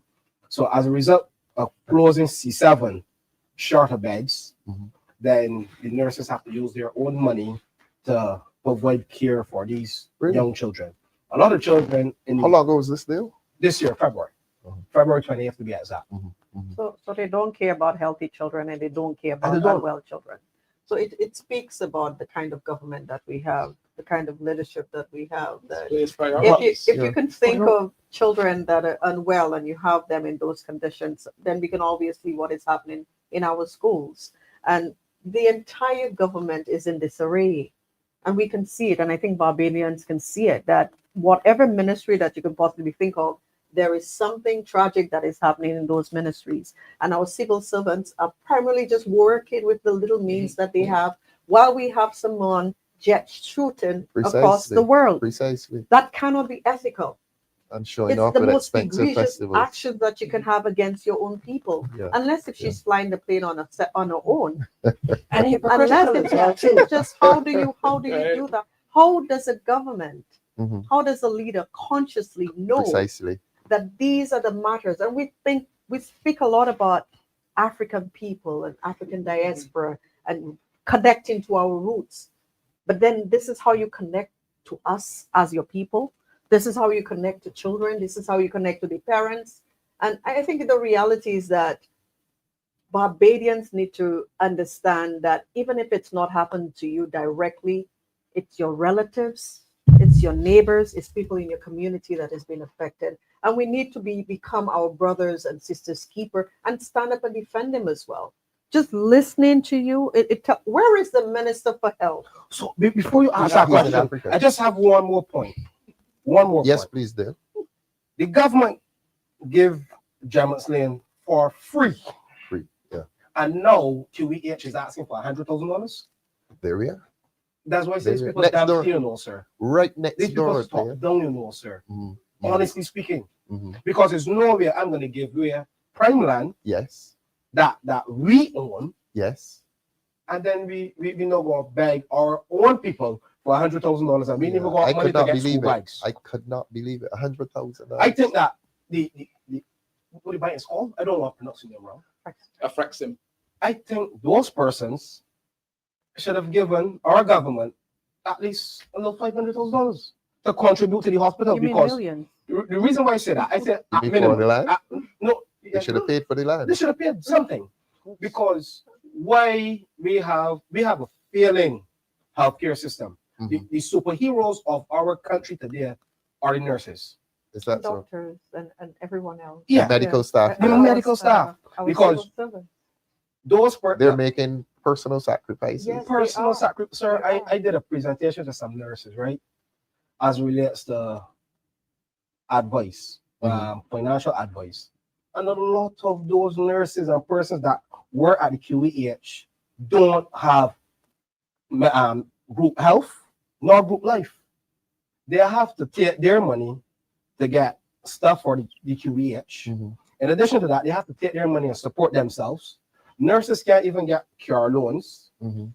Nurses can't even get mortgages because the salary is small. Really? And then we're going to import nurses from Ghana. We're going to overlook our nurses here in Barbados. We have the best nurses in the world. Point blank period. I don't believe that. Because our nurses are paid more when they go overseas. to England and US. Our nurses are trained really high. Yes. I They have train a- here at BCC. Yeah, we have a very high standard. Yeah. here as it relates to the nursing. Yeah. Talk to me, Doc.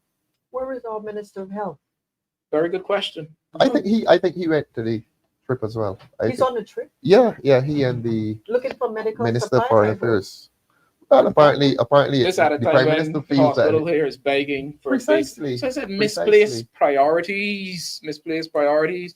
It's all about looking pretty, yeah, keeping up appearances, appearing to punch above your weight. that's Never what mind Carifesta people was falling about. through the cracks, Precisely. the gaping holes. It's all about keeping up appearances. Yeah. But people are struggling. People are And struggling. I've seen in public health in Barbados where people will quote unquote die before their time because of issues in the system, of treatable conditions because of various issues with our system. Maxine McLean is telling us something. The QEH has not only been losing nurses, it has lost many consultants across several specialties. Doc, I'm not going to ask you to comment on the QEH because you're in the profession, and I don't want to get you in any trouble one way or the next. But that's Maxine's comment. But yes, I understand that the Minister of Health and the Minister of Foreign Affairs is on the African expedition as well. Apparently, it is unsafe for her to leave the two of them here in Barbados with the rest of the cabinet. They were also together on the African expedition when our flag went into a grave in the ground. Really? Yes. Dale, you want to say something? Another point. I spoke to a lot of nurses, Mm-hmm. over 100 nurses, Mhm. and the data that I've collected, Mhm. nurses were saying that they have a long waiting list for CAT scans. And the reason for this is because there are some doctors have their private practice. They are sending Mm-hmm. the private clients to the I QEH, see. charging them at the Mhm. private practice and doing the CAT scans at the QEH. So then we have persons that can't afford the CAT scan Who have to wait? who have to wait. Yeah. And you know, like for me, where is the Minister of Health? In Africa. Well, QEH is desperate for money. Has been very desperate for money for a very But long they time. can't be, So, Elvis. We just so spent what- $70 million. what QEH Until they contradict me, we're going to say $70 million because it was not a cheap festival. So we can't be short of money if we just spent between 40 and 70 on Carifesta Amoy made a point. and over $1 million on an expedition to Africa. We can't be short on money. we have Why is misplaced the QEH priorities. suffering? Yeah. Because it is. But what QEH does those tests for private patients because they pay QEH. So it's like fundraising for QEH. Yes. Basically. Yeah. It's Yeah. fund is a way to raise funds. So Yeah. if they can do a CT scan for someone for $900, that's $900 that the QEH now has. To do it for public patients, that's $0. I see the point. So are we hoping that the Minister of Health will resign very soon, or is anything of that? Well, the nature? Minister of Health Because- is the second most powerful man in the government. Yes, of course. And we were hoping with that kind of power and influence that good could be done by citizens. Mhm. I think it's about time that we hold, as I said before, hold those ministers accountable. We cannot have persons be in the power of position and you have that authority. You have the authority to change the lives of people and better their lives, and nothing really has been done. It shows the level of accountability, and I think good governance requires accountability. It requires transparency. If the Minister of Health is not in the country, how come the average person like myself do not know that? A crisis in the country is happening. Where is the Minister of Health? In Africa. You know, sometimes We- I we even use- wonder if they're sorry to cut you off. You go on, Amoy. If the ministry is self-sabotaging the Ministry of Health, I don't know, to privatize When is the healthcare. last time you heard the Minister of Health say anything about anything related to health? And there's a To be junior honest with minister you, in there. Mr. Starr, I don't really listen. He talks a lot. And of during the dribble sometimes. estimates, he wanted to ask the third question and they stopped him. This is the junior minister in health, that's Ishmael. Yeah. He wanted to add something and they say, no, you're not asking anything. And he was very upset. So I don't know if that's a gag order, but you're not getting anything from the ministers of health. How is the hospital out there begging for $100,000 and the minister is not saying anything? How is begging that for possible? 100,000 and 100,000 hundreds measly of dollars. thousands, hundreds of Millions, thousands Elvis, have been spent just on the trip alone. on the The trip. trip alone. But Yeah. Carrie Festa too, because Bajans are concerned about this. We Money spent paid on one Carrie Festa. artist $200,000 US. For Carrie That's Festa. five. That's Carrie four Festa. blood gas machines. In Four addition to blood that, gas machines. Yeah. How many we have? Well, the hospital, this $100,000 fundraising drive is to purchase 2. You're on a. Amoy They made say a, ideally they need 5 to get 5. And a private jet went to Africa Yes, please. at the cost of at least 300. And this is only That's the the trip outgoing. there. Yeah.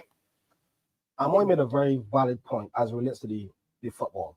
Mhm. Prime Minister's Cup, $100,000. But let us be realistic.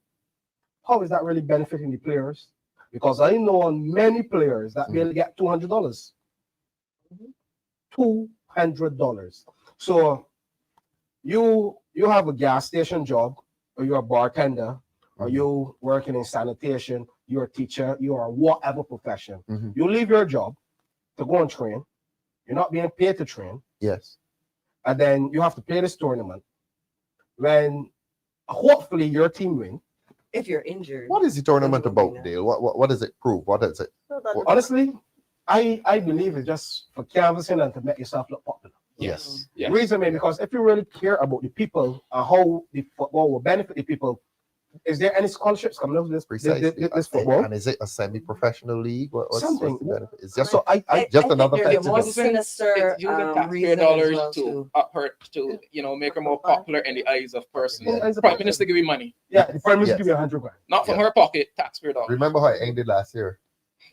We had a dispute with the players as Who the to players? who should get the money. I also think Amoy. it's just to fill up the blocks within the football season. Mhm. We had David Thompson football competition, Mhm. but now they've created this competition to fill up another block. So if you wanted to grassroots organizations, any football team that wanted to do an out of season football tournament, Mhm. the space or period of time within which you can do that is now greatly decreased Decrease, yeah. because everything. Government has its own Yes. football. But I think So- it's what is important that our spokesperson on sports spoke about that in terms of how this government sees sports. It's something transactional, and that's it. Yes, It's not yes, something that they transactional. really Yeah. want to invest Yeah, in. it's not about development. Yeah, It's and not Dr. developmental. Armstrong did hint on that Yes. we need to carefully criticize this government by Yes. using every opportunity to have a transactional relationship Yes. with citizens. So it's not about developing those skills. No. It's not about ensuring that they have scholarships. It's not Mhm. about Mhm. ensuring that they have the right facilities to play those. It's really about that period of time.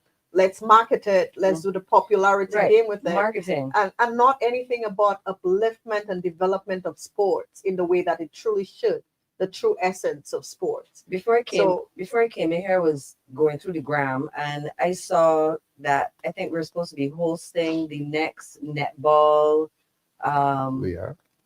Yes. World Cup here. I mean, right, well, we placed a bid for it. Oh. I thought to myself, netball? The government has ignored the Barbados Netball Association, the Mhm. calls that they have made for injection of monies, the calls they have made for, assistance in relation to the sport itself, Mhm. marketing. And to think that they are so presumptuous, or the audacity to think that they are going to host this international Tournament. here in Barbados. And what have they shown us? They don't give two walk-ups about the netball community. I mean, you Talking see the about state of money, the netball stadium? it's For not- how long have it been like that? it's gone. And it's gone. So now they have the gymnasium, Mhm. and I don't know, they have their own problems. I don't think they're ready. Talking They- about money, just talk. Lemuel is telling us that the bank that the PM gave the land to has assets of, what's that, 42.5 5 million billion. That's billion with a B. US. Billion. Tens of US. billions. Thanks, Lemuel. The director is telling us to move on to disorder in government. You have a video for us, and we're going to try. You have a video for us. We have try not to laugh at these videos. 2 videos, okay. Well, it's the true character. this situation from the beginning to end. We also want to thank my family, close friends, you know, my lawyers, you know, my support team. I'm very grateful to them, you know, and like I said from the beginning, even before it was charged, is that I knew that it was being set up for a crime that I did not commit, you know, and I said that then, and I will say again now that I knew I was set up for a crime that I did not commit. Any thoughts for your political future? You're going to continue? You're going to seek to be deputy Well, speaker I never stopped working, you know. I continue working even when I went through everything that I've been through. I continue working on the behalf of my constituents. I never stop, and I will continue to do my best for them as well. How about in the role of deputy speaker? Well, I will discuss that with the PM, you know, if I would decide to take back up the post or not. Gail, what was the support like from within the Barbados Party, the Prime Minister, others? What was that support like through the last 2 years plus? Honestly, I would like to extend gratitude to Dr. Jerome Walcott. He was one that I can honestly admit that was there at my side from the beginning to now. He was one that also had believed in my innocence, and I can admit that as well. Also, the Prime Minister, I want to thank her for her support as well in relation to the situation. It's unfortunate, you know, that one of my colleagues will come and testify against me in a matter that, you know I did not commit. So that is very disappointing, especially a man that sits in cabinet. So I thought that he should have known better as well. So like I say, I'm very grateful, you know, to be free and to prove my innocence as well. You know, I remain firm throughout this whole situation because I knew within myself that I did not commit the act, right? I mean, I don't know why it's so unbelievable for a man to date a woman without having to be intimate, you know, with her, you know. But like I said, I'm grateful, and thanks to my legal team once again, to my close friends, my constituents, you know, everybody that was there for me, everybody that sent me praises and let me know that, you know, they have me in their praise. I'm thankful to them, you know, so I'm grateful. To God be the glory. How has this affected you personally and your family? Honestly, my name being dragged through the mud, you know, it affected my mom, my parents, my children, you know, especially knowing that, well, I mean, anybody that know me and really know me would know better. Right? Anybody that know me as a person would know better, right? But, you know, it was a disgrace, you know, to see that my name was dragged through the mud for something that I did not do. So that's one of the reasons I continue to maintain my innocence. I had to obviously display a level of strength, especially for my family and my children, right? Throughout this whole journey. But I'm thankful for God. How would the testimony that you refer to affect your relationship with your colleague? Well, I won't comment on that right now, to be quite honest. Just another question on your family. I know that your daughter is facing a charge. Well, that have nothing to do with this. This have nothing to do with this, but she have my support, but that have nothing to do with this. I mean, like you said, your future in politics, you still want to represent the people of... Well, I never stop. I love what I do. I love my constituents. I never turn my back on my constituents throughout this whole situation. You know, they continue to reach out to me. I continue to work on their behalf. So that would not stop. It will continue. Captain, this ship is sinking. Captain, this seas are rough. Oh yes, we gas tank almost empty, no electricity. We oil pressure reading low. Shall we abandon ship, or shall we stay on it and perish slow? We don't know, we don't know. Captain, you tell me what to do. Whoa, whoa.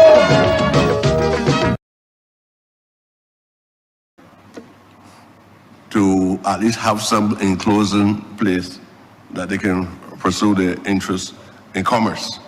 I would like to know if the ministry is thinking about that, or just this kind of mundane, superficial approach to what is the ministry's role and so on, without any rationalization for why there's a necessity at this specific time. I'd be happy, Minister, if you could help me with that. I see you're tired, but... Honorable Member, I really don't respect the language that you're using to me in relation to the work of my ministry. What? And talking about mundane, superficial stuff. You can hear me, the mic is here. I'm not talking about your ministry doing something. You understand the English language? Honorable member for St. Michael East. What is behaving like he intoxicated? Honorable member for St. Michael East. The Oh, what did you say? the honorable. I did not offend him. Honorable member for St. Michael East. The honorable member, the honorable minister has the floor. Thank you. Thank you, Chair. Exercise is stupidity or what? Not like the other. One of these things just doesn't belong. Can you tell which thing is not like the other before I finish my song? The director has told me to keep a very straight face, and he has asked all of you not to laugh. I failed. I was skinning my mouth. We're going to spend the next few minutes discussing disorder in government. A lot of focus has been placed on the Democratic Labour Party with events last year, and the government has tended to get away with this image as being this united, homogeneous group of people who function harmoniously with each other. It's not true. I have a shopping list, Amoy. Glenn Clark went off to Canada, replaced by Tony Moore. John King, one of the few members of parliament who left the House of Assembly and went into the Senate. I mean, I don't know if there's precedent for that. After one term, though. Edmund Hinkson, well, he had a ministry for a few months. He followed his good friend Glenn Clark. Well, he's not followed him yet because I heard that he was hoping to be given diplomatic office. That has not happened. But he was fired. George Payne was fired. Trevor Prescott was fired. Peter Phillips was fired. Marsha Cattle was fired twice, although she came in the house and said that when principles do not align, you have to resign. You have to resign. Came in the house saying that she left to go and pay more attention to her constituents. So presumably when she was a minister, she was not paying attention to her constituents, but she was fired twice. Sonia Brown resigned. Dwight Sutherland, the Prime Minister, said he requested departure. He was fired.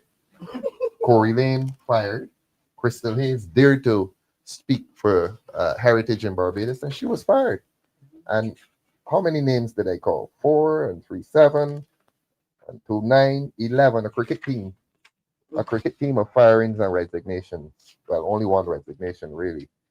I don't know. Glenn Clark would probably want to say if he resigned. But this speaks to, we call this aspect of the discussion disorder in government. And as I say, the mainstream media has given the government a very easy time. But we have 11 cases of departures from public office and worse, Doc, without public explanation, without any explanation. Bostic, oh yeah, Bostic, well, Bostic, kind of. He didn't run again. Oh yeah, he left. He had resigned as well. Did I call Lane? Yes, we did. But did Bostic resign while he was the minister? Yes, I think he stepped down. No, he just did not run again. Okay. So I wouldn't add him to this list. He stepped off. After COVID. The director has asked us not to laugh. Felicia Dujon. But that's a start indicator of the instability within the government. Yes. And you know, right after COVID. it suggests that all is not well, Captain. The ship is sinking. The captain is not. Yes, it's not in a ship. That's the problem. Captain on private jet. Private jet. So yeah, all Barbadians should be concerned. I also, this just occurred. Well, not just occurred to me, but in talking about it and speaking with other persons too. Where's the media? Like, there is a lot of robust reporting on these issues. Like, I mean, if the Is it fair? Of course not. But it's purposely F-E-A-R, done. not F-A-I-R. What they're doing is unfair. Yeah, for sure. But is it fair among media? Is it fair among Calypsonians who, with all this instability and disorder in government, they haven't made a lot of calypsos about this disorder, this dysfunction. Well, with the temperature of the government and, I don't know, outright, when you speak up, you get ostracized. When you speak You up, get fired. you Like you get Crystal- fired, like Crystal some of the Moon. names that Yeah. we call. Yeah. And The even others with them, didn't speak up. even with the people, they don't want to come out and say anything Mhm. because they fear, being Victimization. ostracized. Wasn't it today or yesterday that the British Prime Minister fired a member of cabinet and explained that he fired him because of some association with the chap Weinstein or something? Epstein. Yeah, they explain. They always explain. They Well- always tell the public, you can't have a man or a woman serving as a minister, Mhm. walks off into the night, and the public is not told. Yeah. The public is not told. It is public office. And you've been put there by the public. And if you depart from that public office, the public has a right. And certainly the people in St. George South have a right to know why their minister had disappeared from public office. They've Lack not of been told. transparency, lack of accountability. That's just a repeated conduct from the government. Yeah. And if you don't hold their feet to the fire, who's going to? Precisely. They're just going to continue to do as they please. Doc, They can't do as they I please. want to say it speaks of arrogance. Oh, We don't need to tell you anything. And life goes on. Life goes on. Life goes on. Mhm. Felicia, I don't know what Dale was there doing. I'm ready for you, sir. Okay, you go ahead, Dale. When we look at employment from the standpoint of labor laws and a high turnover rate. Mhm. So when you see small operations constantly have to hire staff every 3-6 months or a Good year, point. we have to look at it from that angle because we have 11 resignations and or Departures. Let's call them departures. 11 departures Mm. within 7 years. All that track record shows me incompetent, Mhm. Bad leadership. bad leadership, Mhm. and pure destruction. Mhm. Destruction meaning that number one, these persons don't know what they are doing. Mhm. They are not fit to lead our country Mhm. Mhm. because the party has 30 representatives. In the house? No, they don't. No, not in the house, but a party. I said a party have Oh. 30 representatives, Uh-huh. but 11. When we do the math, Yes. there's a high turnover Yes, that's rate. 1/3. A very high One-third, yeah, high turnover rate. yeah. So the issues that we would have faced last year is nothing in comparison to what's going on here, sir. We're not in government. 11? They're in government. 11? They're on taxpayers' money. And then on top of that 11, you also have to consider the reshuffling that's going on behind the scenes. Kerry And Simmons who's has taking Kerry whose Simmons portfolio and who's the time giving had who's. three ministries. Yeah. And every time a ministry was taken away from him, Lisa But- Cummings, it was handed to Cummings. What's the He story wanted there? to send Barbadian farmers down to Venezuela. So I Who- don't listen who to is that? nothing Kerry Simmons has to say. And now the Minister of Agriculture says he is bringing some company here to grow cotton. 100 acres of land will be given to a private investor To do cotton. to do cotton. As it relates to management, the Chinese have a philosophy that they fire from the head down. Well, yeah, the fish rots from the head. Yeah. So if the head bad, the body bad. Yes. And clearly, 11 departures, the head and the body bad. These people are fooling Beijing. Yeah. Well, As the competence. the point, I think what has, in everything that we've spoken about this evening, what it seems that the government is unstable. And it has been unstable for a very long time. It's just that we have not taken much notice. Well, not the Democratic Labour Party, because they have been trying to distract us in various ways. Mhm. But one thing we can say about the Democratic Labour Party, regardless of what happens internally, our focus has still remained on the people's business. We have continued Yes. to represent the Yes. people and speak out And on the thanks to you, various Felicia, on and- matters of and education. all areas, Yes. agriculture, Yes. to youth, to sports, to all of the areas. We have continued to focus on the people's business. Yes. No Yes. matter how they have tried to portray that we have internal matters or whatever it is, when we leave the doors of George Street, we ensure that we conduct the people's business. And that's the difference. What we're seeing now, if this government spilling all of its its incompetence, being incompetent, Mhm. and it's been spilled out in the public. And what has happened, it has affected the lives of citizens. We have not done our so-called internal matters have not affected the lives Precisely. of people the Precisely. way it has in the last 7 years. I want you and to. I think this is what we really need to look at, that this government is in total disarray. Yes. And it is unstable and it is not good for governance. If you have to be changing your ministers every 6 months, Excellent point. it tells you something about your leadership. It tells you that you're not doing any oversight of your ministries. It tells you that you're spending too much time on these flights, Yes. drinking champagne, while things need to be done at home. And this is the reality that we're dealing with. And if we continue with this pattern of governance where our children are being affected, our most vulnerable, our economy, I don't know, everything that they've been saying about where we're doing, we know the truth. And that is what I wanted to look at in terms of the Ministry of Education, regardless of how they attempted to mislead the public, the truth revealed itself. And this is what is happening with this government. They have lied to the people. They have been deceitful from day one. And it has continued to impact the lives of people, the average Barbadians. And the time will come that God will allow us and the people to take back reins of this government. Thank you, Felicia. I'm going to ask for final comments tonight, just to remind our viewers that we looked at issues in governance, incompetence, corruption, and disorder. Dale, your final comment, please, as to the issues in governance and how this government has performed. When we look at checks and balances, I love to say checks and balances. Yes. Reason being because we need to understand our role as a leader.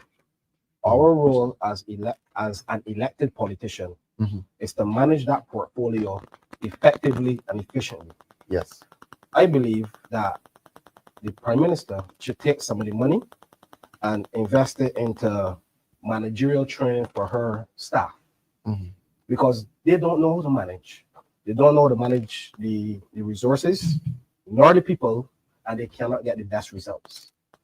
11 resignations show me that that company is not functioning. Yeah. If I were to go into that company as an auditor, I would see all of the issues, and I will fire all of them. I will fire all of them. Thank you. Doc, I'm coming to you, last. Amoy, your wrap-up statement. Well, what I would like everyone to take from this session tonight is not to be distracted by what the government is doing. Well, we haven't been given a date. I think we can all agree that elections is very much in the air, and we're going to get a lot of red herrings, a lot of glittery and fancy stuff. Be focused. The government is unstable. As our last comment, we're talking about 11 ministers that have either been pushed or departed, jumped, resigned. It is a stark indicator of the lack of proper leadership. Yes, everybody talks about Mia Motley, but the facts are clear. And as Mr. Rowe just said, Mr. Dale Rowe, let's make that distinction, just said, it is an indication that the company is having problems. The Barbados Labour Party wants you to think that everything is all crisp and curry. It is not. It is not. And the Democratic Labour Party is also here to provide solutions, but we're just not sitting as a government in waiting. We are here to do the work of the people. And I stop with all these cliches and stuff like that. Talk to the people real, be honest. And that's just my take on it before I say something I might regret. Thank you very much, Amoy. Doc, your wrap-up, please. At a time when our hospital, the source of tertiary care for the vast majority of Barbadians, because excellent healthcare is available in Barbados. Right. If your pockets are very, very, very deep.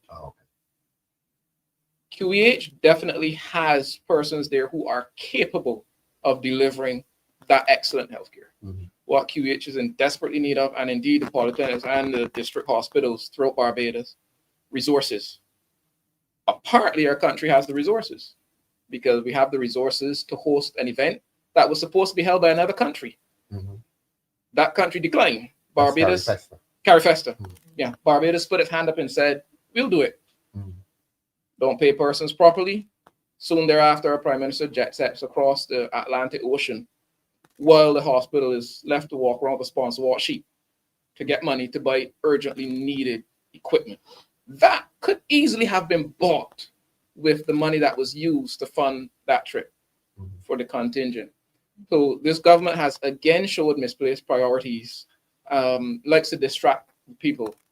I urge Barbadians, to speak out now, speak out also at a ballot box. Demand of the government, any government that wants to run the affairs of this country, a priority on them, not lip service, because that's what we get now. We get lip service to the idea of taking care of Barbadians. But that clearly, when you look at how money is spent, not just how they allocate it, but how they actually then spend it, misspent. The health and well-being of Barbadians is not the priority. It's about imagery. Thank you very much. Yep. Mayor cares less. There's so much for me to add. A part of the evidence of this government's instability has been the fact that the country is always in preparation for an election. And that speaks to a government that has never really settled. We're always seeming to prepare for elections. Since last year, people were talking about government springing an election on the people of Barbados.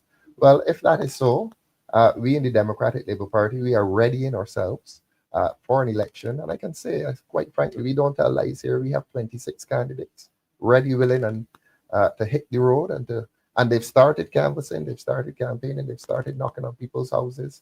And if that time comes this year, we're going to be ready. If it comes next year, we're going to be ready. This party is in a state of readiness to take this country forward. I want to promise Barbadians that the Democratic Labour Party government will be a government with a difference. A government, if it is given a term of 5 years, we will endure for that term to develop this country. It is a mark of instability when a government finds that after 2.5 years, it is restless, the people are restless, and they are in preparation for an election. That is not good government. This is not good government. People of Barbados do not have good government. Ours is a commitment to the people of Barbados that we will be different, we can be different, we must be different, because this country must go on a different path of its political and economic development. We'll be writing a manifesto very, very shortly, and it will be a manifesto with a difference. It will be an honest manifesto. When we hold these shows, we speak honestly. We're coming back next Tuesday with another topic, perhaps the same panel, perhaps a different panel. But we have a lot of talent in this party. We have, most of them are new candidates. This Democratic Labour Party will be a different party from this party in office. Please have a good night. God bless you. We'll see you next Tuesday. Good night. Good night. Good night.